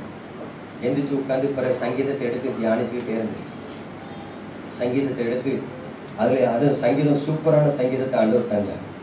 சங்கீதத்துல பாத்தீங்கன்னா நிறைய நேரத்துல தேவனுடைய பிள்ளைகளாகி நமக்கு எப்படி ஜெபிக்கணும் அப்படிங்கிறது தெரியல பாரு. ஆனா நான் உங்களுக்கு ஒரு ரகசியத்தை சொல்லித்தரேன். நீங்க ஆவிக்குரிய வாழ்க்கையில பலப்படுகிறதுக்கு ஆபத்து காலத்துல யாரை நோக்கி தான் கூடணும்? கர்த்தரை நோக்கி தான் என்ன பண்ணணும்? கூடணும். அந்த சங்கீதம் கரெக்டாவும் சங்கீதம் 51 வந்துச்சு. அந்த சங்கீதம் 51 பாத்தீங்கன்னா அதுல எழுதியிருக்கு, உமது கிருபையின்படியே எனக்கு இறங்கும், உமது கிருபையின்படியே எனக்கு இறங்கும். அடுத்து சொல்லியிருக்கு அதே வசனத்துல, உமது மிகுந்த இரக்கங்களின்படி என் மீறுதல் நீங்க என்னை சுத்திகரியும். அதாவது தேவனுடைய இரக்கத்தை பெறுகிறதுக்கு எப்படியெல்லாம் ஜெபிக்க வேண்டும் என்று சொல்லி சங்கீதக்காரன் அழகா ஒவ்வொரு சங்கீதத்திலும் எழுதி வைத்திருக்கிறான். அல்லேலூயா. அப்போ அந்த வார்த்தைகள் என்னை பலப்படுத்தினது. கொஞ்ச நேரம் சங்கீதத்தை வாசித்து என்னை கர்த்தருக்குள்ள திடப்படுத்திக்கிட்டு மறுபடியும் படுத்தேன். 12 ஆச்சு, 1 ஆச்சு. அரை மணி நேரத்துக்கு ஒருக்க எழுதி உட்காந்து ஜோம் பண்ண வேண்டியது, பாட்டு படிக்க வேண்டியது, பைபிளை வாசிக்க வேண்டியது, தூங்க வேண்டியது. 3:30 மணிக்கு பாஸ்டருக்கு போன் அடிச்சிட்டேன். இதுக்கு மேல தாங்காது. 3:30 மணிக்கு பாஸ்டருக்கு போன் அடிச்சேன். ஆனா அவங்க எடுக்கல. சரி 2வது அடிக்க வேண்டாம், ஏன்னா அவங்களும் என் கூட தான் படுத்தாங்க. அதனால அவங்களும் டயர்டா இருப்பாங்க, பலவீனமா இருப்பாங்க, தொந்தரவு பண்ணக்கூடாதுன்னு விட்டுட்டேன். ஏன்னா ஒரு வெந்நி போட்டு குடிச்சா நல்லா இருக்கும்னு தோணுச்சு. பட் அங்க வெந்நிக்கு வாய்ப்பு இல்லை. பாத்தீங்கன்னா 3:30 மணி வரைக்கும் உட்கார்ந்து பைபிள் வாசிக்கிறது, பாடுறது. ஒரு கட்டத்துல எனக்கு ஒரு பயம் வருது. என் உடம்பு ஃபுல்லா அப்படி ஒரு மாதிரி ஜில்லுன்னு குளிர்ந்து சொட்டாகுது. மண்டைக்குள்ள ஒரு பயம் ஓடுது. இப்போ ஆஸ்பத்திரி போனா நல்லா இருக்குமோ,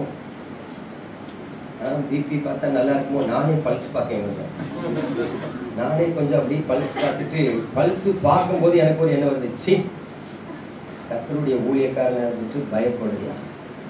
கர்த்தர் என் மேய்ப்பராய் இருக்கிறார், நான் தாழ்ச்சி அடைகிறேன். நான் மரண இருளின் பள்ளத்தாக்கில் நடந்தாலும் பொல்லாப்புக்கு பயப்படேன், தேவரீர் என்னோடு கூட இருக்கிறீர். அந்த வார்த்தையை ஒரு 2 வாட்டி 3 வாட்டி சொன்னேன், இயேசுவின் நாமத்துல அப்படின்னு கடிஞ்சு ஜோமனி. டக்குன்னு ஆண்டவர் எனக்கு ஒரு ஆலோசனை கொடுத்தாரு. ஒரு ஊழியக்காரர் காமிச்சார், ஒரு சின்ன ஜோமனிடும். அவர் எங்கள் சித்தப்பா தான் சென்னையில் ஊழியம் செய்கிறார். அவருக்கு ஒரு ஃபோன் அடித்தேன். அவர் டிராவல் இருந்தார். என்னடா இந்த டைமில் ஃபோன் அடிக்க அப்படின்னா, ஒன்றும் இல்லை சித்தப்பா, கொஞ்சம் பலவீனமாக மாதிரி ஒரு ஜோமனி விடு. அவர் ஒரு சின்ன ஜோமனி விட்டார். ஜோமனோட பார்த்தீங்கன்னா அந்த பலவீனம் அப்படியே மாறி. கவனிங்க, இன்னைக்கு ஆவிக்குரிய வாழ்க்கையில தேவனுடைய பிள்ளைகளே, நீங்களும் நானும் கர்த்தர் நமக்கு அடைக்கலமாய் இருக்கிறார் என்பதை ஒரு நாளும் மறந்துடக்கூடாது. அல்லேலூயா. தேவனுடைய வசனம் சொல்லுது, தேவன் நமக்கு அடைக்கலமும் பலனும். அதாவது நீங்களும் நானும் கர்த்தரை விசுவாசிக்கணுங்கிறதுக்கு எப்படி விசுவாசிக்கணுமா தெரியுமா? வசனத்துல வாசிங்கம்மா, அதே சங்கீதம் 46 2 3 வசனத்தை வாசிங்க. ஆகையால் பூமி நிலை மாறினாலும் மலைகள் நடு சமுத்திரத்தில் சாய்ந்து போனாலும்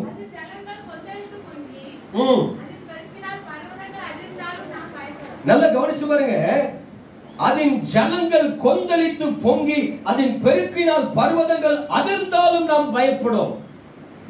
பூமி அதிர்ச்சியே வந்தாலும் நம்ம என்ன பண்ண மாட்டோமா? உண்மையா உண்மையா? அந்த அளவுக்கு நீங்க தைரியசாலியா இருக்கீங்களா? என்ன 15வது மாடியில கொண்டு போய் வச்சிருந்தாங்க. முதல்ல சந்தோஷப்பட்டேன். பாஸ்டர் சொன்னார், இங்க இருந்து பார்த்தா ஏர்போர்ட்லாம் உங்களுக்கு தெரியும்ல. அப்ப நானும் சரி அப்படின்ட்டு 15வது மாடியில இருந்து அப்படியே பார்த்தேன். அந்த பில்டிங்கை பார்த்தா அது கட்டி எத்தனை வருஷம் ஆச்சுங்கிறது தெரியல. ஆனா அது பரிதாபமா இருக்கு. பில்லர் மட்டும் ஸ்ட்ராங்கா போட்டுட்டான். ஒரு இது சொல்லுவாங்கல்ல, ஏதோ ஸ்ட்ராங்கு வீக் பேஸ்மெண்ட் வீக் இல்ல கதையில அந்த பில்டிங் பரிதாபம் அங்கங்க ஒட்டு போட்டு தான் கட்டி வச்சிருக்கு. நமக்கு இந்த பாம்பேல வேற வழி இல்லை, அங்கதான் என்ன பண்ண வேண்டியிருக்கு, நீங்க குடியிருக்க வேண்டியிருக்கு. இப்போ ஒரு வைப்ரேட் வருதுன்னு வைங்களேன், எத்தனை பேருக்கு டேர்னஸ் இருக்கும். நான் கர்த்தருடைய பிள்ளையா, பில்டிங்கை இடிச்சு விழுந்தாலும் நான் சாக மாட்டேன். ஏதோ ஒரு நாட்டுல சில ஒரு 4-5 வருஷத்துக்கு முன்பு பாத்தீங்கன்னா நிறைய பில்டிங் எல்லாம் இடிச்சு விழுந்து 1 வாரம் கழிச்சுலாம் உள்ள இருந்து உயிரோட ஆட்களை எடுத்தாங்க. பேப்பர்ல வந்துச்சு பாத்தீங்களா? எனக்கு ஆச்சரியமா இருந்துச்சு. 1 வாரம் வரைக்கும் உள்ள பில்டிங்ல இருந்தவங்கள உயிரோட அது ஒரு 8-10 பேரை போல எடுத்தாங்க. அப்ப யோசிச்சு பாருங்க, உங்களுக்கு எனக்கு அந்த பாதுகாப்பு உண்டு. உங்களுக்கு எனக்கு அந்த பாதுகாப்பு, ஏன்னா கர்த்தரை நாம் தெய்வமாய் கொண்டு இருக்கிறோம். அப்போ ஆவிக்குரிய வாழ்க்கையில தேவனுடைய பிள்ளைகளே, உங்களுக்கு தேவன் நீங்கள் எந்த அளவுக்கு தைரியமாய் இருக்க வேண்டும் என்பதற்காக இந்த வார்த்தை எழுதி வச்சிருக்கிறார். ஆகையால் பூமியே நிலை மாறினாலும் மலைகள் நடு சமுத்திரத்தில் போய் விழுந்தாலும் அதன் ஜலங்கள் கொந்தளித்து பொங்கினாலும் அதன் பர்வதங்கள் அதிர்ந்தாலும் நாம் பயப்படும். அல்லேலூயா. கவனிங்க, ஆண்டவருடைய பிள்ளைகளுக்கு இவ்வளவு பெரிய தைரியம் இருக்கணும். வசனத்துல ஆவியானவர் எழுதி வைத்திருக்கிறார், நீதிமான்களோ கர்த்தரை நம்பி சிங்கத்தை போல தைரியமா இருப்பாங்க. ஒரு டைம் நான் ஒரு நேஷனல் ஜியோகிராஃபி வீடியோ பார்த்துட்டு இருந்தேன். பாத்தீங்கன்னா பொதுவா முதலைக்கு தண்ணிக்குள்ள பலன் ஜாஸ்தின்னு சொல்லுவாங்க. பார்த்துருக்கீங்களா? முதலைக்கு தண்ணீருக்குள்ள பலன் ஜாஸ்திம்பாங்க. தண்ணிக்குள்ள வச்சு முதலையை ஜெயிக்க முடியாதுன்னு சொல்லுவாங்க. ஆனா அந்த நேஷனல் ஜியோகிராஃபி வீடியோல பாத்தீங்கன்னா ஒரு சிங்கம் வருது, ஒரு ஆண் சிங்கம் தண்ணிக்குள்ள நீந்தி போய் அங்க முதல்னா சரியான சைஸ் ஒரு முதல்ல இங்க இருந்து எப்படி அந்த மஞ்சள் கலர் சட்டை போட்டு ஒரு பனியன் போட்டு இருக்காருல ஒருத்தர், அவ்வளவு தூரம் வரைக்கும் இருக்கு. பெரிய முதலையா இருக்கு, ஒரு ஜெயண்ட் crocodile. ஆனா உள்ள 4-5 கிடக்கு. இது தண்ணிக்குள்ள நீந்தி போய் அதை ஒரு அடி அடி, இது தண்ணிக்குள்ள நீந்தி போய் அதை அடிச்சு பக்கத்துல இருக்கிற முதலைகள்லாம் வந்து இந்த சிங்கத்தை கடிக்க வருது. ஆனா இது சட்டை பண்ணவே இல்லை, பயப்படவே இல்லை, போச்சு அடிச்சிச்சு அப்படி கரைக்கு இழுத்துட்டு வந்துச்சு. பார்க்கணும், என்னால நம்ப முடியல. யோசித்து பாருங்க, கொஞ்சமாவது பயந்து இருந்துச்சுன்னா 5 முதல்ல கிடக்கப்பா, நம்மளை பிடிக்க வருதுப்பா, ஒரு முதலையாவது காலை பிடிச்சு கடிச்சிட்டு, நான் முதல்ல கடிச்சா எப்படி கடிக்க தெரியுமா? ஏன் முதல்ல கடிச்சா எப்படி கடிக்க தெரியுமா? வாயை வச்சு இந்த கையை கடிச்சிட்டு அது கிருன்னு சுத்தும், கை துண்டாது வாய்க்குல போயிடும். நம்ம கையை பிடிச்சு ஒருத்தன் இப்படி திருத்தினாலே அம்மா ஆத்தா ஐயா அப்பா ஏன் விட்டுருமோ, பார்த்துருக்கீங்களா? அது இந்த கையை அப்படியே சுத்திடும், சுத்தி உருவிட்டு போயிடும். முதலினுடைய டெக்னிக் அதுதான். ஆனா அந்த சிங்கம் கொஞ்சம் கூட பயப்படலைங்க. ஆண்டவர் உங்களையும் என்னையும் சிங்கத்துக்கு ஈக்குவலா வச்சிருக்காரு. நீதிமான்களோ கர்த்தரை நம்பி சிங்கத்தை போல தைரியமாக இருப்பார். அப்ப கவனிங்க, இன்னைக்கு தேவனுடைய பிள்ளைகளாகிய உங்களுக்குள்ள அந்த தைரியம் இருக்கிறதா? இல்ல நீங்க ஏதாவது ஒரு காரியத்தை குறித்து பயந்துட்டு இருக்கீங்களா? கர்த்தரை ஆராதிக்கிற தேவனுடைய பிள்ளைகளாகிய உங்களுக்குள்ள என்ன பயம் இருக்கு? ஏதாவது பயத்தோட இருக்கீங்களா? பிரதர், சொத்துக்கே வழி இல்லை பிரதர், என் பிள்ளைங்களை எப்படி படிக்க வைக்கன்னு தெரியல, இந்த மனுஷன் வேற திருந்த மாட்டேங்கான், ஒரு நல்ல வேலைக்கும் போக மாட்டேங்கான், கிடைக்கிறதையும் டெய்லி ஒரு 150 ரூபாய் கொட்டரில் போட்டு வந்துடுறாரு. நானும் சொல்லி சொல்லி பார்க்கேன், தலையால் அடிச்சு தண்ணி ஊற்றி பார்த்தாலும் அந்த புத்தி கட்ட மனுஷனுக்கு மண்டைக்குள்ள என்ன வர மாட்டேங்குது, அறிவு வர மாட்டேங்குது. எப்படி குடும்பத்தை நடத்தையான்னு எனக்கு தெரியலன்னு கவலைப்படுறீங்களா? பயப்படுறீங்களா? யோசிச்சு பாருங்க. சில சொல்லுவாங்க, நானும் 5 வருஷமா மாத்திரையை போட்டுட்டு தான் இருக்கேன், மாத்திரையில தான் என் கதையே ஓடுது. மாத்திரையில ஓடலமா, கிருபையில கதை ஓடுது. மாத்திரை சப்போர்ட்டு தான். எதை குறித்து பயப்படுறீங்க? ஏதாவது பயம் இருக்கா? எதிர்காலத்தை குறித்த பயம் இருக்கா? மரணத்தை குறித்த பயம் இருக்கா? கெட்ட சொப்பனங்கள் வருதா? என்ன பயத்துல இருக்கீங்க? யோசித்து பாருங்க. உங்களுக்குள்ள ஒரு பயத்தை வச்சுக்கிட்டே நீங்க அமைதியா உட்கார்ந்துட்டு போக கூடாது. உங்களுக்குள்ள ஒரு பயம் வருது, நிச்சயம் இல்லாத ஒரு பயம் வருது, தேவ சமுத்திரமே அப்படியே உட்கார்ந்து அமர்ந்திருப்பே அருகினிலே, ஆண்டவருடைய பாதத்துல போய் உட்கார்ந்து இருக்கு. கவனிங்க, பயம் என்பது இந்த உலகத்துல தவிர்க்க முடியாத ஒரு காரியம். அது தேவனுடைய பிள்ளைகளா இருந்தாலும் சரி, புறஜாதி மக்களா இருந்தாலும் சரி, ஏதாவது ஒரு காலகட்டத்துல நமக்குள்ள பயம் வரத்தான் செய்யும். பயம் வராது என்று சொல்ல முடியாது. ஆனா அந்த பயம் உங்களை மேற்கொள்ள கூடாது. அல்லேலூயா. நான் நல்ல தைரியமான ஆளு, ஆனா சரியான பயம். நல்ல தைரியமான ஆளு என்னன்னா, மேனுவலா இப்ப நம்மகிட்ட ஒரு ஆள் ஏதாவது வம்புக்கு வராங்கன்னா சட்டை பிடிச்சு தூக்கிடுவாங்க, அதுல எல்லாம் தைரியமான ஆளு. ஆனா யாராவது என்ன பார்த்து, ஏன் பிரதர் ஒரு மாதிரி இருக்கீங்க, உங்க முகம் இன்னைக்கு சரியில்லையே, நல்லா இருக்கீங்களான்னு நான் கண்ணாடி எடுத்து பார்ப்பேன். நல்லா தானே இருக்கும், எதுக்கு இந்த மனுஷன் இப்படி சொல்றான்? ஒருவேளை இல்ல நான் நல்லா இருக்கேன், இல்ல இல்ல இல்ல ஏதோ சம்திங் ஒரு வித்தியாசம் உங்ககிட்ட தெரியுதுன்னா எனக்கு இங்க உள்ள உரியும். தன்னால பயம். நெகட்டிவான வார்த்தைகளை கேட்டா பயப்படுற ஒரு சுபாவம் எனக்கு உண்டு. 2000 வருஷத்துல என் நண்பன் ஒருத்தர் இறந்து போனார், ஹாரிஸ் லாங்டன் அப்படின்னு சொல்லி. என் நண்பர் இறந்து போனார். கோயம்புத்தூர் பட்டணத்துல நாங்க பிசினஸ் பண்ணும்போது ஒரு வீடு எடுத்து வாடகைக்கு இருந்தோம். என் நண்பனும் நானும் ஒரு வீட்டுல வாடகைக்கு இருந்தோம். என் நண்பன் அவ்வளவு பாசம் உயிரா என் மேல இருப்பான், நானும் அவன் மேல அவ்வளவு பாசம் உயிரா இருப்பேன். என்ன அப்படின்னா, அவன் கிறிஸ்டியன், நான் ஹிந்து. பட் நான் ஆண்டவரை ஏற்றுக்கொண்டிருந்தேன், அவன் ஆண்டவரை ஏற்றுக்கொள்ளல. நான் அவனை சர்ச்சுக்கு வான்னு கூப்பிட்டாச்சுன்னா அவன் சொல்லுவான், டேய் வாலிப வயசுல சன்னியாசி ஆக்கிறாதடா, 40 வயசு ஆகட்டு, நானும் கல்யாணம் பண்ணி 4 பிள்ளைகளை பெத்த பிறகு என்ன பண்றேன், உன்னைய மாதிரி மனம் திரும்பி சர்ச்சுக்கு வரேன், அது வரைக்கும் என்ன விட்டுரு அப்படிமா. நான் சொல்றேன், கிறிஸ்துவ வாழ்க்கை சன்னியாசி வாழ்க்கைன்னு உனக்கு யாரு சொன்னா? கிறிஸ்துவ வாழ்க்கை தான் ஆசீர்வாதமான வாழ்க்கை, கிறிஸ்துவ வாழ்க்கை தான் சந்தோஷமான வாழ்க்கை. அவன் சொல்ல, அது உனக்கு, நான் இந்த உலகத்தை கொஞ்சம் என்ஜாய் பண்ண விரும்புறேன் அப்படின்னு சொன்னான். அப்ப சரி நீ என்ஜாய் பண்ணி விட்டுட்டேன். பாருங்க, ஒரு நாள் அவன் வேலையை விட்டு வர டிலே ஆச்சுன்னா நான் அவனுக்கு சாப்பாடு பண்ணிட்டு வெயிட் பண்ணிட்டு இருப்பேன், அவன் வருவான் சாப்பிடணும். நான் எங்கேயாவது ஊழியத்துக்கு இல்ல வேலைக்கு போயிட்டு வர லேட் ஆயிடுனா அவன் எனக்காக டிஃபன் டின்னர் ரெடி பண்ணி வச்சுட்டு அவன் காத்துட்டு இருப்பான். அவ்வளவு அன்பா திக்கா இருக்கும். பட் அவனுக்கு ஒரு ஆக்சிடென்ட்ல பேக் போன் கிராக் ஆகி வருமம், கொலை வருமம்னு ஒரு சின்ன ஒரு வியாதி. அவன் ட்ரீட்மெண்ட் எடுத்து பார்த்து அவனுக்கு ரெக்கவர் ஆகவே இல்லை. அப்பவும் நான் சொல்றேன், ஆண்டவரை ஏற்றுக்கொள். படுக்கையில படுத்திருக்காமா, தலைமாட்டுக்குள்ள பைபிள் இருக்கு, கால் மாட்டுக்குள்ள டிவியில நாகராஜ படம் ஒன்று ஓடுது. அப்ப நான் சொல்றேன், இல்லை இப்பமாவது மனம் திரும்புடா. அவன் சொல்றான், நான் செத்து போயிடுறேன், நீ பயப்படுறியோ? நீ பயப்படாத, அன்னைக்கு சொன்னதுதான் இன்னைக்கு சொல்றேன். 40 வயசு வரைக்கும் இந்த உலகத்தை என்ஜாய் பண்ண போறேன். 40வது வயசுக்குள்ள கண்டிப்பா ஆண்டவர்கிட்ட வந்துடுவேன், கவலைப்படாதேன்னா. ஆனா 2000 வருஷம் மே மாசம் இந்த உலகத்தை விட்டு போயிட்டேன். அவன் கூட பிறந்தது 8 பேர். அவன் தங்கச்சிமார் மட்டும் 4 பேர் இருக்காங்க, அண்ணன் தம்பி ஒருத்தர் வரல. ஸோ நாங்கள் தான் ஃப்ரெண்ட்ஸ் எல்லாரும் சேர்ந்து அவன் அடக்கம் பண்ணுறதுக்கு பணத்தை போட்டு ரெடி பண்ணிட்டு அன்னைக்கு நைட் அவங்க வீட்டில் உட்காந்துருக்கோம். பொதுவாக சத்து வீட்டில் நைட்டு எல்லாம் முடிச்சிருப்பாங்க, எல்லாம் உட்காந்துருக்கோம். அவங்க அம்மா கடுங்காப்பி போட்டு கொண்டு தராங்க. நான் கடுங்காப்பி குடிச்சுக்கிட்டு இருக்கேன். என் பக்கத்துல என் ஃப்ரெண்ட்ஸ் ஒரு 4 பேர் உட்காந்துருக்குறாங்க. அதுல ஒரு ஃப்ரெண்டு சொல்றான், டேய் சனிக்கிழமை செத்துருக்காங்க, சனிப்பணம் தனிப்பணமா போவாங்க. எனக்கு உள்ள இருந்த தைரியம்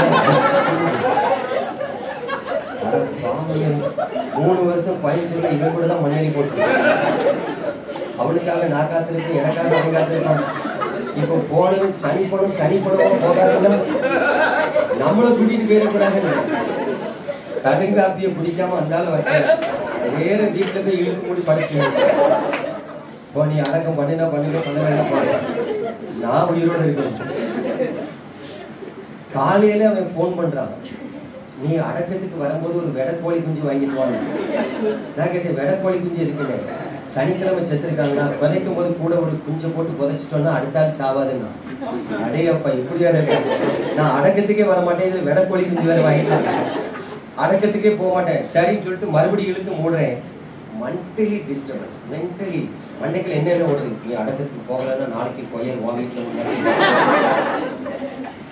நிம்மதியெல்லாம் போயிடுச்சு. மறுபடியும் அகப்பகுளம் எங்க ஊர் பக்கத்துல ஒரு சின்ன கிராமம் இருக்கு, அந்த கிராமத்துல போய் ஒரு வெடக்கோழி குஞ்சு தங்கையா அப்படின்னு கேட்டு வாங்கிட்டு போய் அடக்கத்துக்கு போயிட்டு வந்துட்டேன். ஆனா ஒரு மரண பயம் என்ன பிடிச்சிட்டு 2000 வருஷத்துல ராத்திரி வந்தா எப்பவும் பகல் வரும்னு ராத்திரி ஃபுல்லா ஆண்டவரே ஆண்டவரே ஆண்டவரே தோத்துறோம் என்ன காப்பாத்துங்கப்பா என்ன காப்பாத்துங்கப்பான்னு அழுதுட்டு இருக்கு. பகல்ல வந்துச்சுன்னா எப்பண்டா ராத்திரி வரும் நிம்மதியா தூங்கலாம். பைபிள்ல அப்படி ஒரு வசனம் இருக்கு.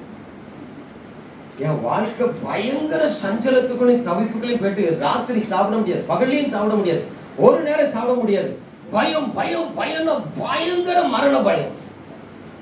எங்க நாசரத்துல ஒரு சர்ச் இருக்கு, செயின்ட் ஜான்ஸ் கத்தீட்ரல் ஒரு சர்ச் இருக்கு. 2000 பேர் 3000 பேர் உட்காரக்கூடிய அளவுக்கு ஒரு பெரிய சர்ச் இருக்கு. ஒரு 200 அடி ஹைட்ல கோபுரம், ஒரு பெரிய சர்ச். ஒரு 98 வருஷங்களுக்கு முன்பு கட்டினது. நான் யோசித்து பார்ப்பேன், 98 வருஷத்துக்கு முன்பு 2000 பேர் உட்கார்ற மாதிரி சர்ச் கட்டியிருக்காங்க. இன்னைக்கு அந்த சர்ச்சுக்குள்ள உட்கார ஆள் இல்லை, வெளியே உட்கார்ந்துட்டு இருக்காங்க. அதை எந்த பக்கமும் இடிச்சு எக்ஸ்டென்ஷன் பண்ண முடியாது, ஏன்னா எங்க தொட்டாலும் கோபுரம் விழுந்துரும் அப்படிங்கிறதுனால அதை விரிவாக்கம் பண்ண முடியாம இருக்கும். ஆனா 2024 ஒரு கோழி குண்டுக்குள்ள நம்ம இத்தனை பேர் உட்கார்ந்துருக்கோம். கர்த்தர் உங்களுக்கு இதை விட 3 மடங்கு பெரிய ஆலயம்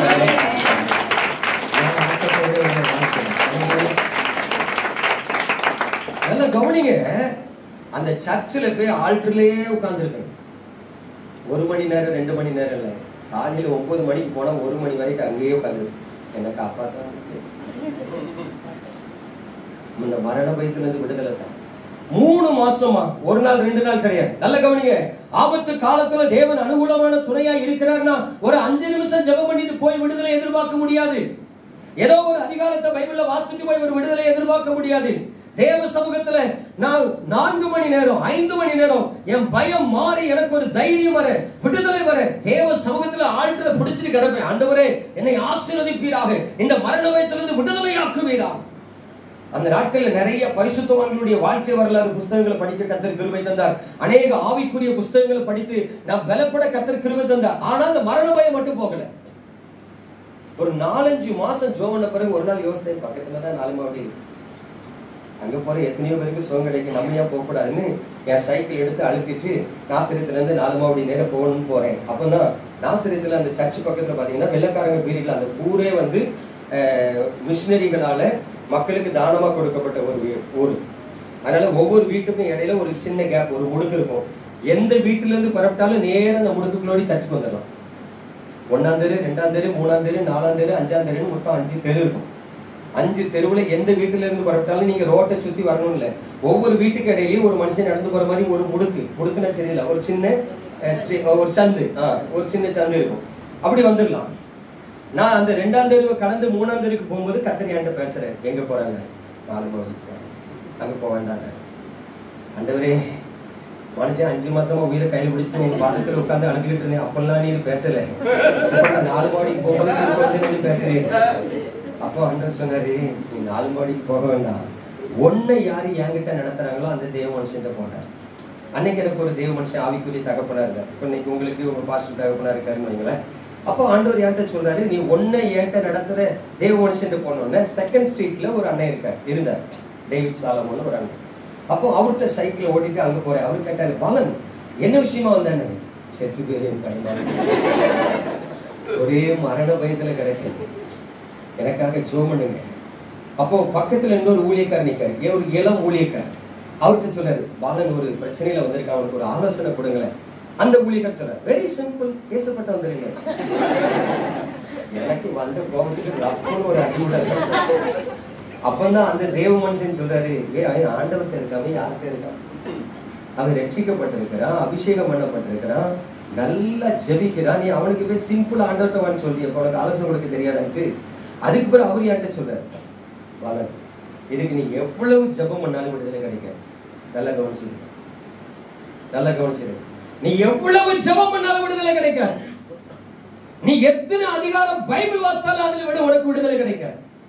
எனக்கு இருந்த கொஞ்ச நம்பிக்கை அவர் பாதத்துல கிடந்து ஜெபம் பண்ணிட்டு இருக்கிறதுனால தான் உயிர் கடுகளவு தப்பி கிடக்கு நான் நினைச்சுட்டு இருக்கேன். ஆனா அந்த தேவ மனுஷன் எனக்கு ஆலோசனை கொடுக்காரு, நீ எவ்வளவு ஜெபம் பண்ணாலும் விடுதலை கிடைக்காது, நீ எத்தனை பைபிள் வாசித்தாலும் விடுதலை கிடைக்காது.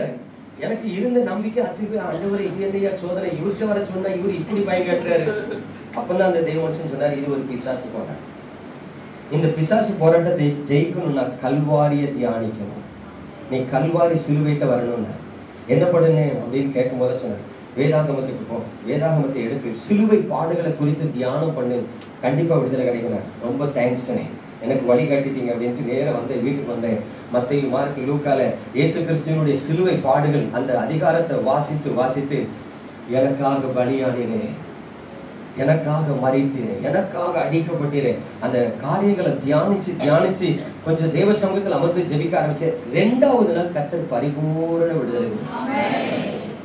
அதுல இருந்துதான் பிசாசு துரத்துற கிருபையே எனக்கு வந்தது. அல்லேலூயா. அப்ப கவனிங்க, இன்னைக்கு உங்க வாழ்க்கையில ஒரு மரண பயம் இருக்கிறது, இல்ல ஏதோ ஒரு காரியத்தை குறித்த பயம் இருக்கிறதுனா தேவ சமூகத்துல வந்து உட்காருங்க. அவர் உங்களுக்கு ஆலோசனை கர்த்தராய் ஆலோசனை கொடுப்பார். அவர் கொடுக்கிற ஆலோசனை உங்களை விடுதலையாக்கும். கவனிக்கணும், ஜெபங்கிறது வந்து உங்க பிரச்சனையை தேவ சமூகத்துல கொண்டு போகிற ஒரு வழிதான். புரியுதா? புரியுதா? ஜெபம் விடுதலை தராது. ஜெபம் உங்க பிரச்சனையை கர்த்தர்ட்ட கொண்டு போகும்.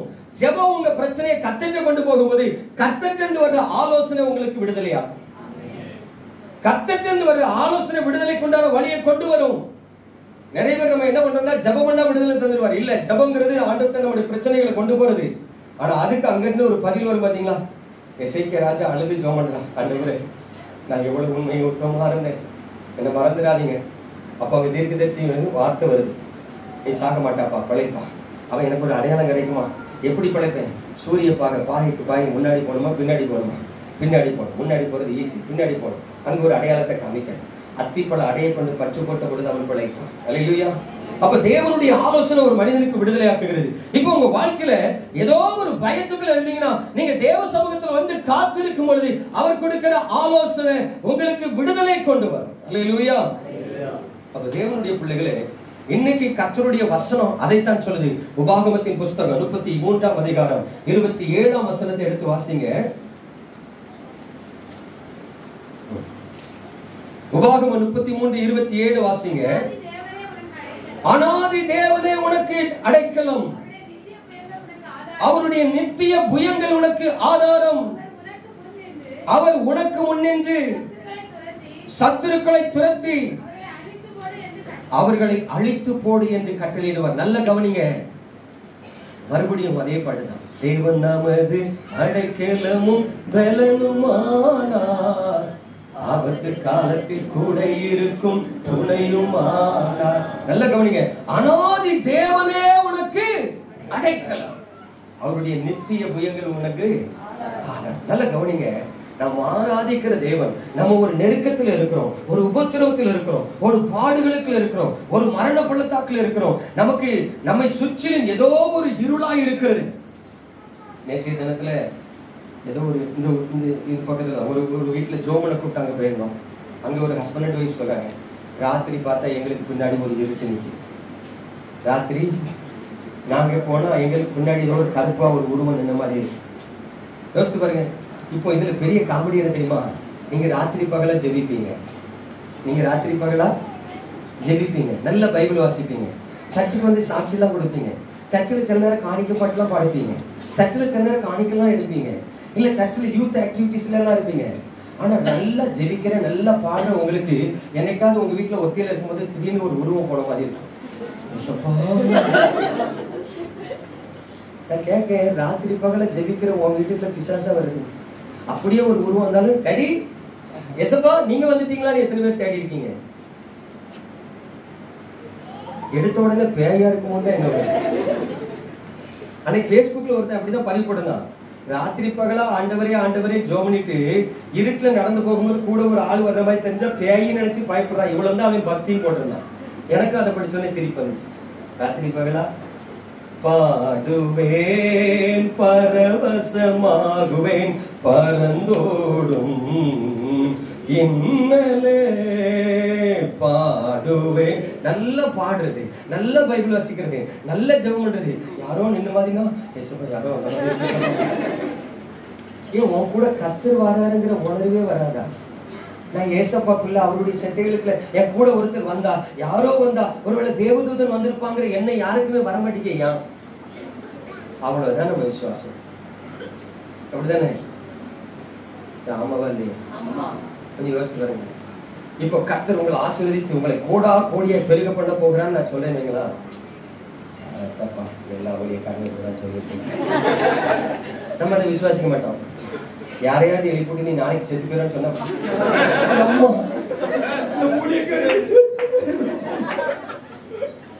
நெகட்டிவா சொன்னா அப்படியே உள்வாங்கிக்கிற தெரியுமா? நீ விளங்க மாட்டா, உருப்பட மாட்டேன்னு சொன்னா வழிபடத்துல நின்று இந்த பாஸ்டர் நீ விளங்க மாட்டான்னு சொன்னாங்க, நான் இந்த சர்ச்சுக்கே வர மாட்டேன் அப்படின்னு. கர்த்தர் ஒண்ணு ஆசீர்வதிப்பாரு, சும்மா சொல்லுவார். அதுல நம்ம வாழ்க்கையில் நடக்காது. நான் கேட்க இது என்ன விசுவாசம்? உங்களதான் கேட்க என்ன விசுவாசம்? கெட்டதை சொன்னா எனக்கு தான் எடுத்துக்கிறோம். என்னையே தான் அவர் பேசுறாரு, என்னையே தான் சுட்டி காட்டுறாரு. அவருக்கு என்ன சொல்லாம இருக்க முடியாதுங்க. நல்லதை சொன்னா யாருக்கும் சொல்றாரு. பரிசுத்த பவுல் சொல்றார், நான் நிச்சயம் இல்லாதவனாக ஓடேன். உங்களுக்கு ஒரு கான்பிடன்ஸ் வேணும். நம்ம எல்லாம் எப்படி இருக்கணும் தெரியுமா? அந்த அன்னப்பறவைக்கு முன்னாடி தண்ணியும் பாலையும் கலந்து வச்சு அது பாலை மட்டும் குடிக்கும்னு சொல்லுவாங்க. நான் பார்த்தது இல்லை. நீங்களும் என்ன பண்ணணும் தெரியுமா? எப்பெல்லாம் ஆசீர்வாதமான வார்த்தை வருதா சக் பண்ணிக்கணும். சவுல் ராஜா இருக்காருல்ல, சவுல் ராஜா அவருக்கு ஒரு பெஸ்ட் கேரக்டர் இருந்துச்சு. என்ன தெரியுமா? ஒரு பராக்கிரமசாலியை பார்த்தா தான் கூட சேர்த்துருப்பான். ஏதாவது ஒரு பராக்கிரமசாலியை பார்த்தா தான் கூட எனக்குள்ள இந்த திருட்டுத்தனம் உண்டு, எனக்குள்ள இந்த திருட்டுத்தனங்கிறத விட நல்ல குணம் உண்டு. எனக்கு ஏன் திருட்டுத்தனம்னா யாருக்கும் சொல்லாம செய்வேன். இப்போ இந்த உங்க சர்ச்சுக்கு வந்திருக்கேன்னு வைங்களா, வந்த உடனே நான் பாஸ்டருடைய அப்பாவை குறித்து கேள்விப்பட்டேன். நான் வந்து முழங்கால் போட்டு என்ன ஜெபம் பண்றேங்கிறது அவங்களுக்கு தெரியாது இல்லை. நான் என்ன ஜெபம் பண்றேன்? இந்த சபையை உருவாக்கின தேவ மனுஷனுக்கு நீர் எப்படிப்பட்ட கிருபை கொடுத்தீரோ அது எனக்கு கண்டிப்பாக இங்க இருக்கிற கிருபையை நான் திருடிக்கிடுவேன். நீங்க கேட்கீங்களோ இல்லையே எனக்கு தெரியாது, நான் கேட்பேன். நான் எங்க போனாலும் சரி, எனக்கு ஒரு பழக்கம் உண்டு. பைக்ல போனாலும் சரி, கார்ல போனாலும் சரி, ஆண்டு வேலை ஏதாவது ஒரு சர்ச்சை பார்த்தா வண்டியை நிப்பாட்டுவேன். அந்த சர்ச்சில் போய் கொஞ்ச நேரம் ஆண்டவரே உமக்கு ஸ்தோத்திரம். இந்த தேவாலயத்தை கட்டின மனுஷன் யாரும் தெரியாது, எப்படிப்பட்ட கிருபை உள்ளவர் தெரியாது, இவரை எப்படி இந்த ஆலயத்தை கட்ட வச்சீங்க தெரியாது. ஆனா இந்த இடத்துல இந்த ஆலயத்தை கட்டுகிறதுக்கு அவருக்கு ஒரு சத்துவத்தை கொடுத்தது போல நான் உங்க ஊழியக்காரனா இருக்கேன், நான் உங்க ராஜ்யத்தை கட்டணும், எனக்கு ஒரு கிருபை வேணும். இந்த ஆலயத்துல என்ன கிருபை இருக்கு தெரியாது, எனக்கு அந்த கிருபை வேணும். அப்படியே ஒரு ஜெபம் பண்ணிட்டு போயிருக்கேன். இது எனக்கு கற்றுக் கொடுத்தது கர்த்தர். அல்லேலூயா. வேதத்தை நீங்க வாசிக்கும் போது ஒவ்வொரு பரிசுத்தவான்களுக்கும் ஒரு கிருபை இருக்கும். நீங்க அதை பார்த்திருப்பீங்க. அந்த கிருபை உங்களுக்கு வேணும்னு கேட்டு ஜெபம் பண்ணிருக்கீங்களா? ஜெபிக்கணும், ஜெபிக்கணும். அப்பதான் நீங்க ஆசீர்வதிக்கப்பட முடியும், அப்பதான் நீங்க விருத்தி அடைய முடியும், அப்பதான் நீங்க பலப்பட முடியும், அப்பதான் கர்த்தருக்குள்ள நிலைத்திருக்க முடியும், அப்பதான் உங்களுக்கு வருகிற போராட்டங்கள் எல்லாம் நீங்க ஓவர் கம் பண்ண முடியும். அல்லேலூயா. இல்லைன்னா எடுப்பார் சவள பிள்ளை மாதிரி இருக்கும். சின்ன பிள்ளை, சில பிள்ளை இருக்குதா, ஏம்மா தூக்குமா, ஏம்மா தூக்குமா, ஏம்மா தூக்குமா, உங்களை இடுப்புல தூக்கி வச்சுட்டு கண்ணே ஆறாரோ எப்ப பார்த்தாலும் பாஸ்டர் தலைவலிக்கு, பாஸ்டர் வீட்டுல சண்டை, பாஸ்டர் எங்க வீட்டுல தரித்திரம், எப்ப பார்த்தாலும் அது ஒப்பாரி வச்சுட்டு இருக்க கூட்டமா இல்ல. வளரணும், வளரணும். விடுதலை. அல்லேலூயா. சத்தியத்தையும் அறிவீர்கள், சத்தியம் உங்களை விடுதலையாக்கும். அப்ப ஆவிக்குரிய வாழ்க்கையில தேவனுடைய பிள்ளைகளே, நீங்கள் பலப்படுவதற்கு, நீங்கள் கிறிஸ்துவுக்குள் நிலைத்திருப்பதற்கு, நீங்கள் கர்த்தருக்குள் வேரூன்றுவதற்கு ஒரே ஒரு காரியம் உண்டு. அதை மட்டும் சொல்லி நான் உங்களுக்காக ஜெபிக்க விரும்புறேன். என்ன தெரியுமா? அனாதி தேவன் உங்களுக்கு அடைக்கலமாய் இருக்கிறார். அதுல டவுட் இல்ல, அவ்வளவு சந்தேகம் இல்ல. ஆனா நீங்கள் ஏன் இத்தனை ஆண்டுகள் கடந்து போனாலும் கர்த்தருக்குள் பலப்படாதவர்களாய் இருக்கிறீர்கள்? இத்தனை ஆண்டுகள் கடந்து போனாலும் இன்னும் குணப்படாமல் இருக்கிறீர்கள்? இத்தனை ஆண்டுகள் கடந்து போனாலும் கிறிஸ்துவுக்குள் வளராமல் இருப்பதற்கு காரணம் என்ன? வாசிங்க அதே சங்கீதம் 46:4 வாசிங்க. சங்கீதம் 46:4. ஒரு நதி உண்டு, அது நீர்க்கால்கள் தேவனுடைய நகரத்தையும் உன்னதமானவர் வாசம் பண்ணும் பரிசுத்த ஸ்தலத்தையும் சந்தோஷிப்பிக்கும். நல்ல கவனிங்க, தேவனுடைய வசனம் சொல்லுது ஒரு நதி உண்டு. அதை நீர்க்கால்கள் தேவனுடைய நகரத்தை சந்தோஷிப்பிக்கும். அதை நீர்க்கால்கள் உன்னதமானவர் வாசம் பண்ணும் பரிசுத்த ஸ்தலத்தை சந்தோஷிப்பிக்கும். இப்ப கவனிங்க, தேவன் எங்க வாசம் பண்ணுகிறார்? மனிதனால் கட்டப்பட்ட கைகளை கட்டப்பட்ட ஆலயத்துல தேவன் வாசம் பண்ணுகிறது இல்ல. உங்களுக்கு சத்தியம் தெரியும், நீங்களே தேவனுடைய. அப்ப கவனிங்க, தேவன் எங்க வாசம் பண்ணுகிறார்? அவர் வாசஸ்தலம் எங்க இருக்கிறது என்று சொன்னால், அவர் மனிதர்களுக்கு நடுவே உலாவி அவர்கள் நடுவிலே வாசம் பண்ணுகிறேன் என்று வேதத்துல சொல்லி வைத்திருக்கிறார். அதனாலதான் அழகா பாடுறோம், எங்களுக்குள்ளே வாசம் செய்யும் ஆவியானவரே, இந்நாளில் உம் சித்தம் போல் நடத்தி செல்லும் ஐயா. எங்களுக்குள்ளே வாசம் செய்யும் ஆவியானவரே, இந்நாளில் உம் சித்தம் போல் நடத்தி செல்லும் ஐயா. அப்ப கவனிங்க, அவர் நமக்குள் வாசம் பண்ணுகிறார். அப்ப தேவன் நமக்குள்ள வாசம் பண்ணணும்னா ஒரு காரியத்தை நீங்க கண்டிப்பா செய்யணும். என்ன தெரியுமா? நீதிமொழிகள் 4:23 எடுத்து வாசிங்க. நீதிமொழிகள் 4:23 வாசிங்களேன். எல்லா காவலோடும் உன் இருதயத்தை காத்துக்கொள், அதனிடத்தில் நின்று ஜீவ ஊற்று புறப்படும். நல்ல கவனிங்க, உங்கள் இருதயத்துல தேவன் வாசம் பண்ண வேண்டும் என்று சொன்னால் எல்லா காவலோடும் உங்கள் இருதயத்தை காத்துக்கொள்ள வேண்டும். மத்தேயு 5ஆம் அதிகாரத்தில் ஆண்டவர் சொல்றார், இருதயத்தில் சுத்தம் உள்ளவர்கள் பாக்கியவான்கள், அவர்கள் தேவனை தரிசிப்பார்கள். இன்னைக்கு உங்கள் இருதயம் எப்படி இருக்குங்கிறது கவனிங்க. வேதத்தில் ஆண்டவர் மிக திட்டமா எழுதி வச்சிருக்கிறார், எல்லாவற்றை பார்க்கலும் இருதயமே திருக்குள்ளதும் மகா கேடுள்ளதுமாய் இருக்கிறது. இருதயத்திலிருந்து புறப்பட்டு வருகிறவைகள் தான் மனிதனை தீட்டுப்படுத்தும். நீங்க எல்லாருமே பாத்தீங்கன்னா இந்த பொண்ணி பால் பிடிக்குமாங்கிற மாதிரி அழகா இருக்கீங்க. நான் கருப்பா இருந்தாலும் அழகா இருக்கிறேன், கொஞ்சம் கலரா இருந்தாலும் அழகு இல்லாம இருக்கிறேன். நிறைய பேருக்கு கலர் ஆகணும்னு ஆசையா இருக்க முடிஞ்சு அழகா இருக்கணும்னு ஆசை இல்லை. என்னத்தையாவது போட்டு வெள்ளை ஆயிரும்.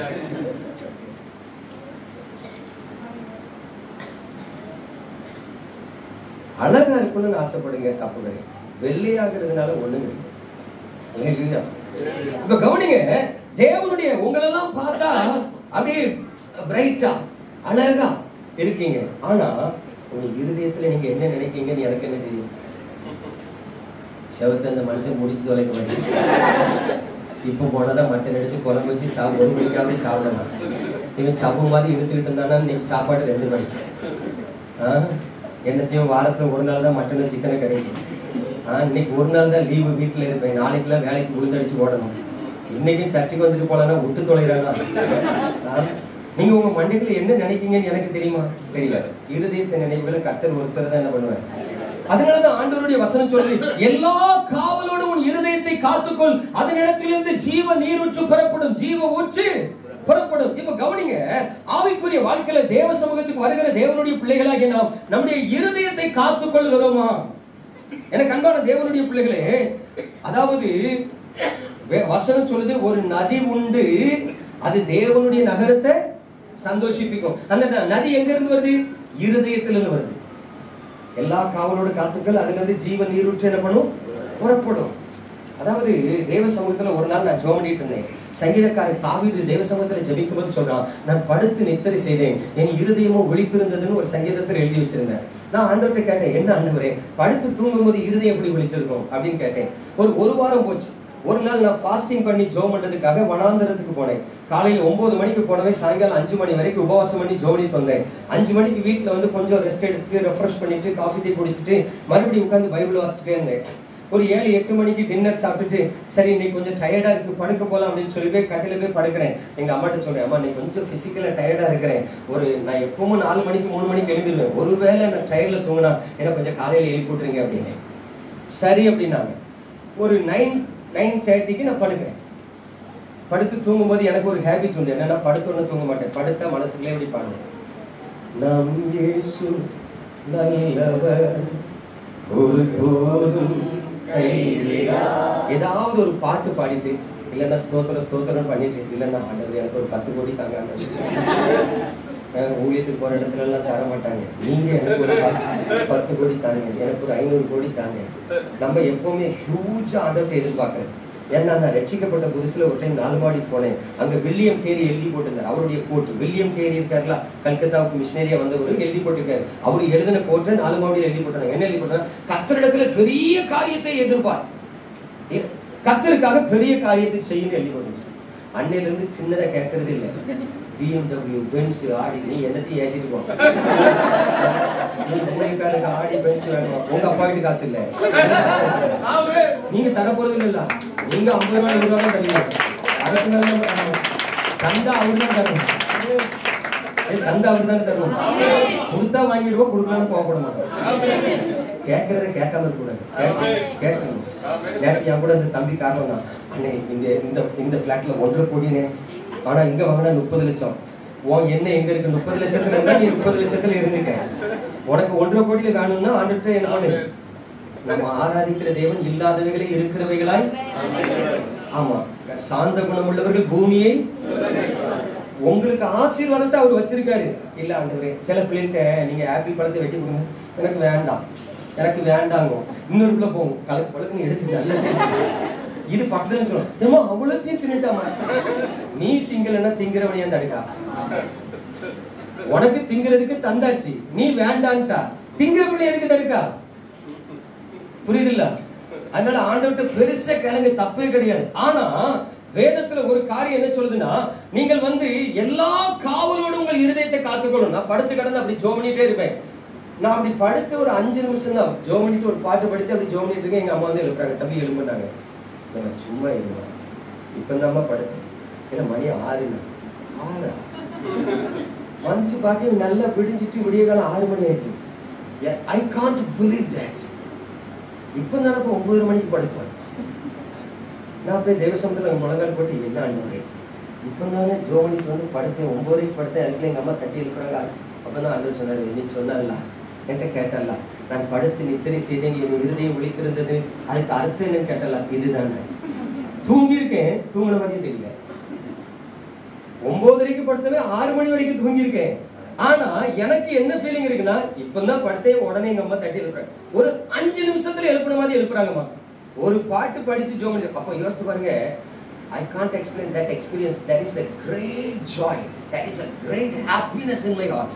இருதயத்துல சந்தோஷம் அப்படி பொங்கி வந்தது. இப்ப கவனிங்க, அப்ப தேவனுடைய வசனம் சொல்லுது, எல்லா காவலோடும் உன் இருதயத்தை காத்துக்கொள். ஏமா, தேவனுடைய பிள்ளையா நீ வாழணும்னு நினைச்சா உன் கூட பிறந்த தங்கச்சி உன்கிட்ட சண்டைக்கு வருவா. ஆமா, உங்க அண்ணன் உன்கிட்ட சண்டைக்கு வருவார், உன்னை உபத்திரப்படுத்திக்கிட்டே இருப்பாரு.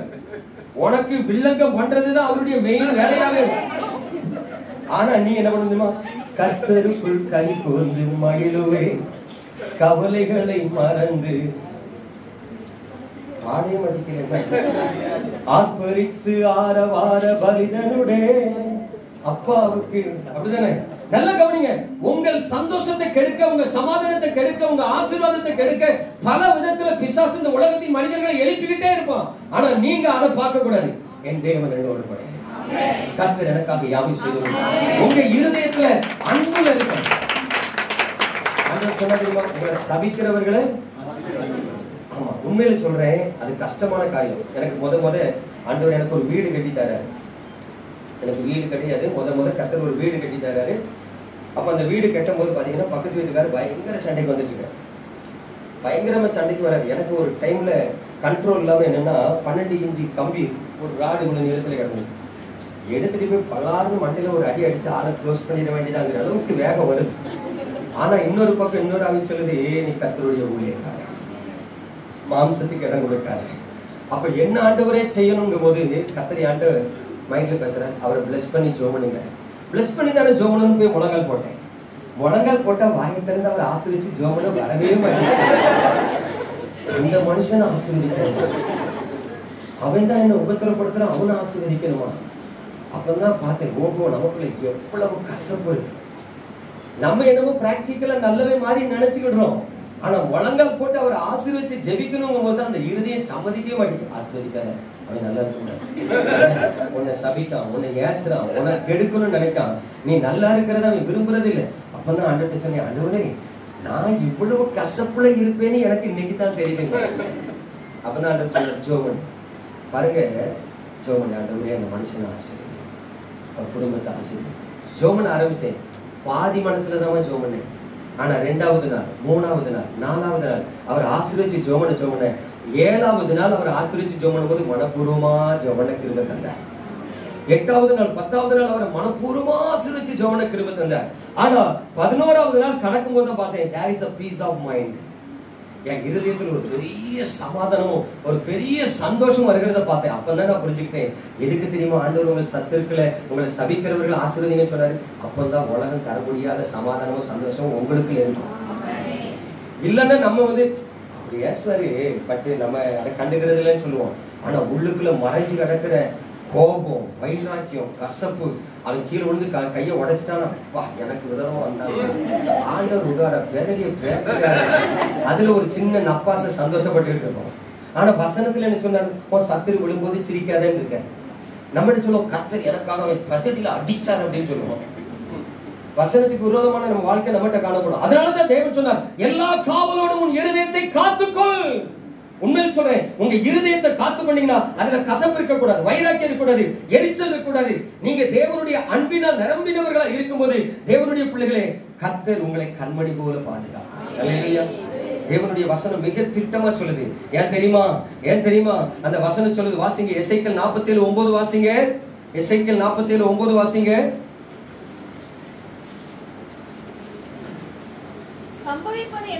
சம்பவிப்பது என்னவென்றால் இந்த நதி போகும் இடமெங்கும் சஞ்சரிக்கும் ஜீவ பிராணிகள் யாவும் பிழைக்கும். இந்த தண்ணீர் அங்கே வந்தபடியினால் வெகு ஏராளமான மச்சங்களும் உண்டாயிருக்கும். நல்ல கவனிங்க, இந்த நதி போகும் இடம் எங்கும் உள்ள யாவும் ஆரோக்கியப்பட்டு பிழைக்கும். நல்ல கவனிங்க, எல்லா காவலோடும் உங்கள் இருதயத்தை காத்துக்கொள்ளும் பொழுது அதிலிருந்து ஜீவ தண்ணீர் உள்ள நதிகள் புறப்பட்டு வருது. அந்த நதிகள் புறப்பட்டு வரும்போது உண்மையே சொல்றேன், நீங்க போய் ஒருத்தர் நான் ரொம்ப கஷ்டப்படேன்னு சொல்லுவது கர்த்தரோட ஆசீர்வதிப்பான், நான் ஜோமன்னு சொல்லுங்க, அவன் ஆசீர்வதிக்கப்படுவான். இந்த நதி போகிற எல்லா இடத்திலும் உள்ள ஜீவராசிகள் ஆரோக்கியப்பட்டு பிழைக்குமா? சில சொல்லுவாங்க, நான் யாருக்காவது ஜோமன்னா அவங்களுக்கு ஒண்ணுமே நல்லது நடக்க மாட்டேங்குது. ஏன் பிரதர், உங்க இருதயத்துல ஜீவ தண்ணீர் இல்லைன்னு அர்த்தம். நான் உங்களுக்கு குறை சொல்லல, கொஞ்சம் டெஸ்ட் பண்ணி பாருங்க. சில சொல்லுவாங்க, நான் யாருக்காவது ஜோமன்னா அவங்களுக்கு ஒரு ஆபத்து வந்துருது. அப்படி சில பயப்படுறவங்களும் இருக்காங்க பாத்தீங்களா. நான் யாருக்குமே ஜோம் பண்ண மாட்டேன் பிரதர், எதுக்கு நான் ஜோம் பண்ண வச்சு போயிருக்காங்க. அப்ப நீங்க எவ்வளவு ஆபத்தான ஆளுன்னு யோசிச்சு பாருங்க. வெளியே நல்ல வெள்ளையும் சொல்லியுமா தான் வந்திருக்கீங்க, ஆனா உள்ளுக்குள்ள கொஞ்சம் வைராக்கியமும் கசப்பும் என்ன பண்ணுறது ஒளிஞ்சு கிடையாது.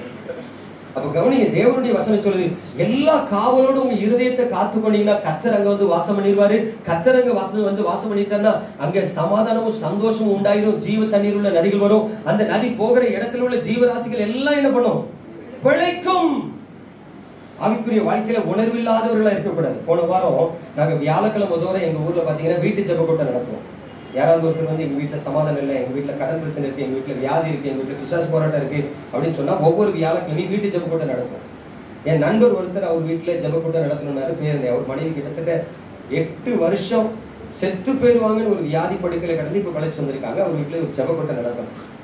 அன்னைக்கு ஜெப கூட்டம் நடத்தி முடிச்ச உடனே அவருக்கு, அவர் ஒய்ஃபுக்கு, பிள்ளைகளுக்கு எல்லாருக்கும் பயங்கர சந்தோஷம். அவங்க சொன்னாங்க, என்ன பரவசமா எவ்வளவு சந்தோஷமா இருந்துச்சு, நல்ல வார்த்தையா ஆண்டவர் தந்தாரு, அதனால இன்னும் 2 மாசத்துக்கு ஒருக்க எங்களுக்கு கூட்டம் வச்சிருவாரு. சரி அப்படின்னு அன்னைக்கு சாயங்காலம் அவர் என்ன தேடி வந்தாரு. அதே நேற்று பிரசங்கத்துல சொன்ன மாதிரியே கர்த்தர் உன்னை என்ன பண்ணுவாரு, எல்லா திங்குக்கும் விலைக்கு காப்பான்னு பிரசங்கம் பண்ண மாதிரி கர்த்தர் பாதுகாத்துட்டாரு பிரதர். என்னன்னு, என் ஒய்ஃபு வீடு பெருக்கிட்டு இருந்தாளா, வீடு பெருக்கிட்டு இருந்தவ என்ன பண்ணிட்டா, என் பொண்ணு வந்து ஒரு சென்ட் பாட்டில் யூஸ் பண்ணிட்டு இருந்தவா, அந்த சென்ட் பாட்டில வந்து பாதி யூஸ் பண்ணிட்டு நல்லா இல்லைன்னு கீழே போட்டிருக்கா. என் ஒய்ஃபு அந்த குப்பையை பெருக்கிட்டு வரும்போது சென்ட் பாட்டிலையும் சேர்த்து பெருக்கி குப்பை கொல்லில தள்ளி தீ வச்சு படுத்திட்டு, குப்பை எரியும் போது சென்ட் பாட்டில் டமால்னு வெடிச்சிருக்கு. வெடிச்சு அந்த அம்மா மூஞ்சி ஓர, நல்ல வேலை நைட்டி போட்டு இருந்திருக்காங்க, டக்குன்னு அதை கிழிச்சு ஆளை காப்பாத்திட்டாங்க. சரின்னா அந்த ஆளை எரிஞ்சு உடம்போட ஒட்டிக்கணுமா. அப்போ என் ஒய்ஃபு இப்படி தீ பிடிச்சி எரிஞ்சிட்டா பிரதர்லாம் பார்க்க பேருனே பாருங்க, கையெல்லாம் எரிஞ்சு கொப்பளமா, கை முகம் எல்லாம் கொப்பளமா இருந்துச்சு. அப்புறம் சொன்னே, என்ன காப்பாத்திட்டாருமே அப்படின்னா, ஸ்தோத்திரம் ஆண்டவரே ஜோம் பண்ணிட்டு வரேன். அவன் வெளில சொன்னான், ஆடம் பார்க்கறத மட்டும் கொஞ்சம் நிப்பாட்ட சொல்லுங்களேன் அப்படின்னா. என்னையா சொல்லியிருந்தேன், 10 மணிக்கு டிவி ஆரம்பிச்சா 1:30 மணி வரைக்கும் நாடகம் பார்த்துட்டு இருக்கேன். நான் வெளில கேட்டேன், எவனையும் நாடகம் பார்த்தியானே, நேரம் போனல அண்ணே கொஞ்சம் நேரம் பார்த்தேன்.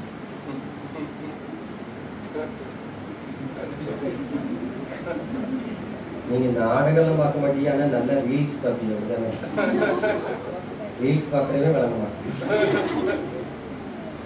ஏன்னா நாடகம் பார்த்தா கூட அரை மணி நேரத்துல முடிஞ்சிடும். ரீல்ஸ் அது ரீல் ஓடிக்கிட்டே இருக்கு. எல்லா காவலோடு இருதயத்தை உண்மையில சொல்றேன், தேவன் உங்களுக்கு அடைக்கலமா, தேவன் உங்களுக்கு பாதுகாப்பா இருக்க.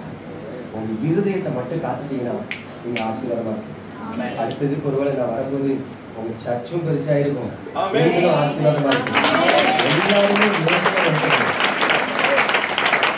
நான் விரும்புறது அதுதான். காத்தாங்க வச்சு நல்லா மேல வச்சு அதுக்கு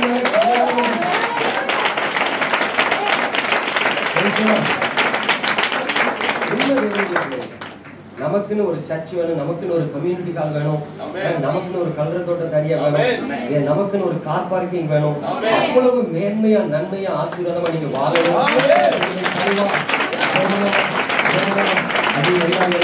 ஒரு கண்களை மூடி கர்த்தரை நோக்கி பார்த்து, என்னை காண்பவரே, தினம் காப்பவரே, என்னை காண்பவரே, தினம் காப்பவரே, ஆராய்ந்து அறிந்திருக்கின்றீ, சுற்றி சுற்றி சூழ்ந்திருக்கின்றீ, ஆராய்ந்து அறிந்திருக்கின்றீ, சுற்றி சுற்றி சூழ்ந்திருக்கின்றீ. நான் அமர்வதும் நான் எழுவதும், நான் அமர்வதும் நான் எழுவதும் நன்றாகி அறிந்திருக்கின்றேன். நன்றாகி அறிந்திருக்கின்றேன். என்னை காண்பவரே, தினம் காப்பவரே, என்னை காண்பவரே, தினம் காப்பவரே. என் கண்கள் எல்லாம் எல்லாமே அறிந்திருக்கின்றேன். என் கண்கள் எல்லாம் எல்லாமே அறிந்திருக்கின்றேன். நடந்தாரோ படுத்தாரோ அப்பா நீ அறிந்திருக்கின்றேன். நடந்தாரோ படுத்தாரோ அப்பா நீ அறிந்திருக்கின்றேன். நன்றி ராஜா, இயேசு ராஜா, நன்றி ராஜா, இயேசு ராஜா, என்னை காண்பவரே, தினம் காப்பவரே, என்னை காண்பவரே, தினம் காப்பவரே. இன்றைக்கு ஒரு விடுதலை நாள். இந்த நாளில் இருந்து இந்த சபையில் அநேகருடைய கண்ணீர் ஆண்டவர் தொடங்க போகிறார். அநேகருக்கு ஒரு தேவ தைரியத்தை கொடுக்க போகிறார். உங்களில் அநேகர் பலவான்களாக எழுதுவார்கள், பராக்கிரமசாலிகளாக தேவனுக்கு எழுத போக வேண்டும். தேவனுடைய வலதுகர உங்களோடு கூட இருந்து உங்களை தாங்கி பிடித்து நடத்தும். எல்லா பயத்தின் ஆவிகளும் வெளியேறுகிறது, எல்லா அவிசுவாசத்தின் ஆவிகளும் வெளியேறுகிறது, எல்லா பலவீனத்தின் ஆவிகளும் வெளியேறுகிறது. கர்த்தர் உங்களை பலத்தினால் இடைகட்டுகிறார். கர்த்தர் உங்களுக்கு கிருபைக்கு மேல் கிருபை தருகிறார். நீங்கள் ஆசீர்வதிக்கப்பட்டவர்களாக, நீங்கள் தெரிந்து கொள்ளப்பட்டவர்களாக, நீங்கள் முன்குறிக்கப்பட்டவர்களாக, நீங்கள் தேவனுக்கு மகிமையான சாட்சியாய் எழும்பி போரடிப்பதற்கு இதோ புதிதும் பூர்வீகமான பற்களுள்ள எந்திரமாய் உங்களை மாற்றுகிறார்.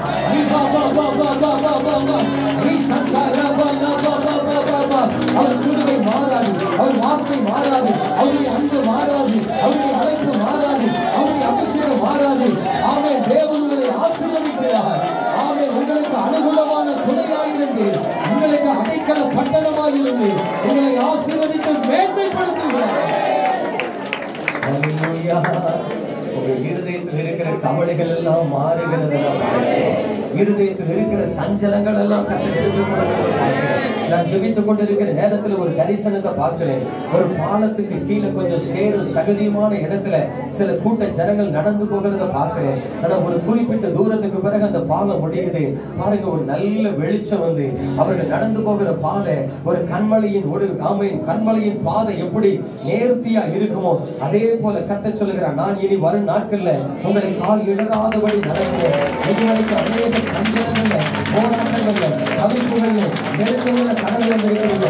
இனி வரப்போகிற நாட்கள் உங்களுக்கு அமெரிக்கை நம்பிக்கையுமா இருக்கும்.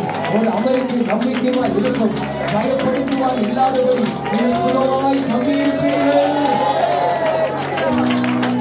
வேத வசனம் சொல்லுகிறது, இஸ்ரவேல் ஜனங்கள் அவரவர் தங்கள் அத்திமரத்தின் நிலையிலும் திராட்சை செடியின் நிலையிலும் சுகமாய் தங்கியிருந்தார்கள் என்று சொல்லியிருக்கிறது. இந்த வசனத்தின் ஆசீர்வாதத்தை ஆண்டவர் உங்களுக்கு தருகிறார். நீ ஆசீர்வதிக்கப்பட்டவன். சொல்லுங்க, நீ ஆசீர்வதிக்கப்பட்டவன். என் சகோதரனே, நீ ஆசீர்வதிக்கப்பட்டவன். என் மகளே, நீ ஆசீர்வதிக்கப்பட்டவன். இனி உன் வாழ்க்கையில் நிந்தை, நெருக்கம், அவமான, கண்ணீர் கிடையாது. கர்த்தரே உனக்கு அடைக்கலமாக அவருடைய நித்திய உயிர்களுக்கு ஆதாரமாக இருக்கு. நீ தேவனுக்கு வைராக்கியமாக இருக்கு. நீ தேவனுக்கு வைராக்கியமாக இருக்கு. அவருடைய வலதுகரம் பராக்கிரமம் செய்யும்.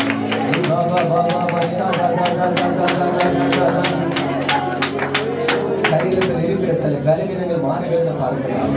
யாரெல்லாம் ஒரு சில பலவீனத்தோடு வந்திருக்கீங்களோ அந்த பலவீன பகுதியில் உங்க கரங்களை வைங்க. இன்றைக்கு கர்த்தர் உங்களை தொட்டு சுகமாக்க போகிறார். ஆமென். சரீரத்தில் இருக்கிற பலவீனம் உங்களை சில நேரத்தில் பயமுறுத்தலாம், பயப்படுத்தலாம். நல்லா ஜெபிக்கிறேன் பிரதர், ஆனா இந்த பலவீனம் வந்த உடனே என் விசுவாசம் காத்தா பறந்து விடுது. நல்லா ஆண்டவரை நம்பி இருக்கிறேன், ஆனா இந்த பலவீனம் வந்த உடனே எனக்குள்ள பயமும் கண்ணீரும் வருதுன்னு சொல்றவங்க உங்க பலவீனப்பட்ட இடத்துல உங்க கரங்களை வைங்க, வலது கரத்தை வைங்க. இன்றைக்கு நான் பிரசங்கிக்கிற கர்த்தர் உங்களை தொட்டு சுகமாக்குவார்.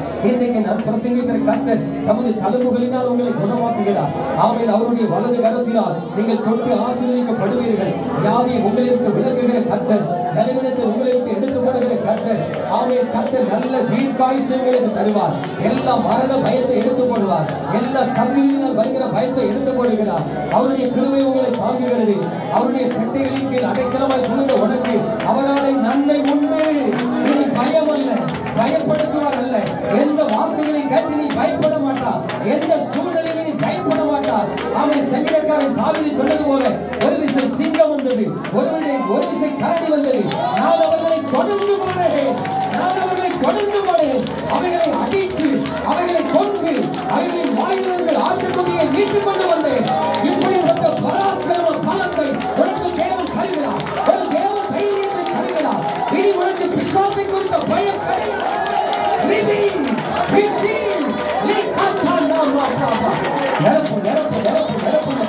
அன்பினால் அபிஷேகத்தை நிரப்புங்க, வார்த்தையால் வல்லமையை நிரப்புங்க, கிருபையால் ஆண்டவரை வார்த்தையால் நிரப்புங்க. உங்களுடைய பிள்ளைகளை பலத்தின் மேல் கடகடையும்படி செய்ய எழுதி பிரகாசிக்கட்டும். கலிகளை போல சக்திகளை அடித்து உயரை எழுப்புவார்களாக. ரீமாமா ரீமாமா ரீமாமா ரீபாபா லீடா துண்டாபாலா ரீபாலா ஷபபாபா துண்டாபாலா ரகாரபா.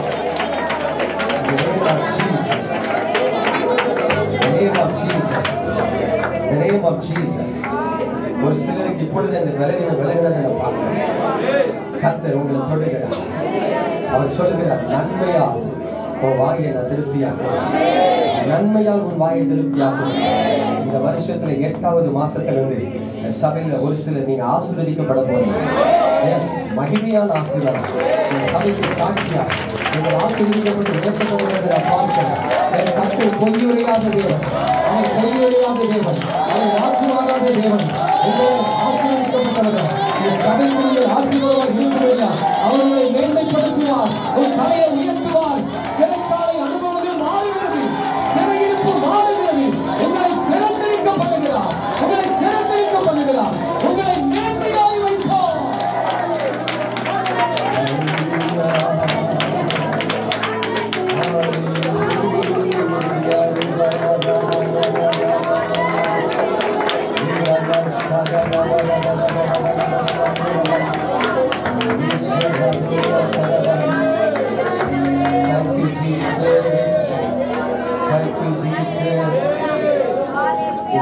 ஆலயத்தில் இருக்கிற சில ஜனங்களுக்கு எப்பொழுதுமே டபுள் மைண்டா இருக்கு கொஞ்சம் இருக்கு.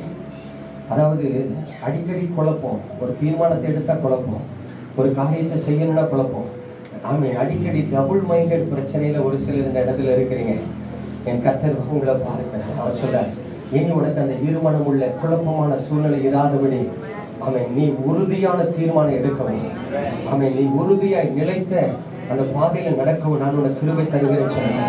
சில குழப்பத்தின் ஆவிகள், சில தீர்மானங்கள் எடுக்க முடியாத குழப்பங்கள், அதெல்லாம் உங்களை விட்டு விலகுகிறத பார்க்கிறேன். இந்த டபுள் மைண்டட் காரியங்கள் எல்லாம் உங்களை விட்டு விலகுகிறத பார்க்கிறேன். ஆண்டவர் சொல்லுகிறார், அவன் இன்னும் நாட்கள் வரும். அவன் உங்களில் அநேகர் கழுகுகளை போல சென்று சிலரை தங்கள் வெளி தேசத்துக்கு கொண்டு போய் ஆசீர்வதிக்கிறார். நான் உன்னை மேன்மையாய் வைப்பேன், உன்னை மேன்மைப்படுத்துவேன். உன்னை ஒதுக்கினவன் ஒழிந்து போனான், ஒதுக்கினவன் ஒழிந்து போனான்.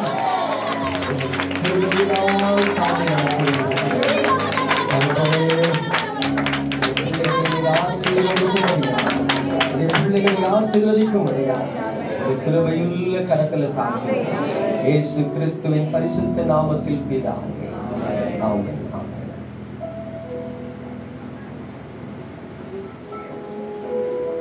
Thank you pastor. ரொம்ப நன்றி. ரொம்ப ஆசீர்வாதமா இருந்தது ஆண்டவருடைய வார்த்தை. தீர்க்க தரிசன வார்த்தை, ஆண்டவர் பேசியிருக்கிற வார்த்தை. உண்மையிலுமே கர்த்தருடைய ஆவியானவர் பலமாய் நம்முடைய மத்தியில் வெளிப்பட்டு இருக்கிறார். ஆமென். ஆண்டவர் சொன்ன வார்த்தைகள் உண்மையிலுமே நல்ல ஒரு அபிஷேகத்துல நான் இருக்கிற ஆண்டவருடைய சமூகம் அப்படியே நிரப்பி இருக்கு. என்ன ரொம்ப ஆசீர்வாதமா, ரொம்ப சந்தோஷமா அவர்கள் மூலமாய் ஆண்டவர் அந்த வார்த்தையை சொல்லும் போது என்னுடைய ஆவியிலே நானும் அதை அப்படியே உணர்க. அந்த வார்த்தையை சொல்லும் போது தீர்க்க தரிசனமாக ஆண்டவர் 10 நிமிஷம் இவ்வளவு நேரம் நம்மோடு பேசி இருக்கிறார். நிறைய வார்த்தைகள், நிறைய காரியங்கள் சபைக்காக. ஒரு காரியம் ரொம்ப என்ன சிந்திக்க வைத்தது. திடீர்னு ஆவியானவர் தேவ மனுஷன் மூலமா சொன்னது போல சபை 3 மடங்கு பெரிதாகி கீழே கார் பார்க்கிங், வண்டி பார்க்கிங் அப்படிங்கிறது. ஆமென். அது ரொம்ப என்ன சிந்திக்க வைக்கிறது அந்த காரியம். அந்த பிளான் ஆண்டவர் புதிதான் தந்தது போல இருக்கிறது எனக்கு. ஆமென். நிறைய பில்டிங்ல அப்படிதான் இருக்கும், கீழே இருக்கும் பார்க்கிங். பெரிய கட்டிடமா ஆண்டவர் நமக்கு மாற்றி தருவார். ஏற்கனவே ஆண்டவர் பேசியிருக்கிறார் ஒரு தேவனுடைய மனிதர் மூலமா. ஆண்டவர் பெரிதாய் கட்டி தரும்போது கீழே நமக்கு கார் பார்க்கிங். மேலும் உங்க வண்டியை கீழே விடுங்க, என்ன முன்னால இனி விடாதீங்க. எனக்கு எங்க ஆண்டவர் நல்லவர். ஆண்டவர் பேசி இருக்கிறார். ஆண்டவர் நம்மை ஆசீர்வதித்திருக்கிறார். ஒரு பாடலை பாட போகிறோம். அப்பொழுது ஆண்டவருடைய ஊழியத்திற்காக நம்ம சந்தோஷமாய் காணிக்கை இருப்போம். முழுமையாக ஆண்டவருடைய வார்த்தை தீர்க்க தரிசன வார்த்தை தான். 10 மணிலிருந்து சரியா 11:30 மணி கிட்டத்தட்ட ஆகுது. இதுவரைக்கும் ஆண்டவர் வசனத்தின் மூலமாக, சாட்சியின் மூலமாக, ஆலோசனை மூலமாக, தீர்க்க தரிசனம் மூலமாக முழுமையாக எது சபைக்கு தேவையோ, நமக்கு தேவையோ அதை மாத்திரம் ஆவியானவர் பேசியிருக்கிறார். நம்மை தொட்டு இருக்கிறார், உற்சாகப்படுத்திருக்கிறார், இடைப்பட்டிருக்கிறார். நிறைய காரியங்கள் நடந்திருக்கிறது. அந்த வார்த்தை கேட்கும் போதே என்னுடைய ஆவியில நான் உணர்ந்தேன், இது சபைக்கு, மக்களுக்கு, எல்லாருக்கும் யாருக்கெல்லாம் தேவையோ அப்படிப்பட்ட வார்த்தைகளை ஆண்டவர் பேசியிருக்கிறார். இந்த நாள்ல நாம் ஆசீர்வதிக்கப்பட்டிருக்கிறோம். மேகஸ்தம்பம் மேலிருந்து பாதுகாக்குது,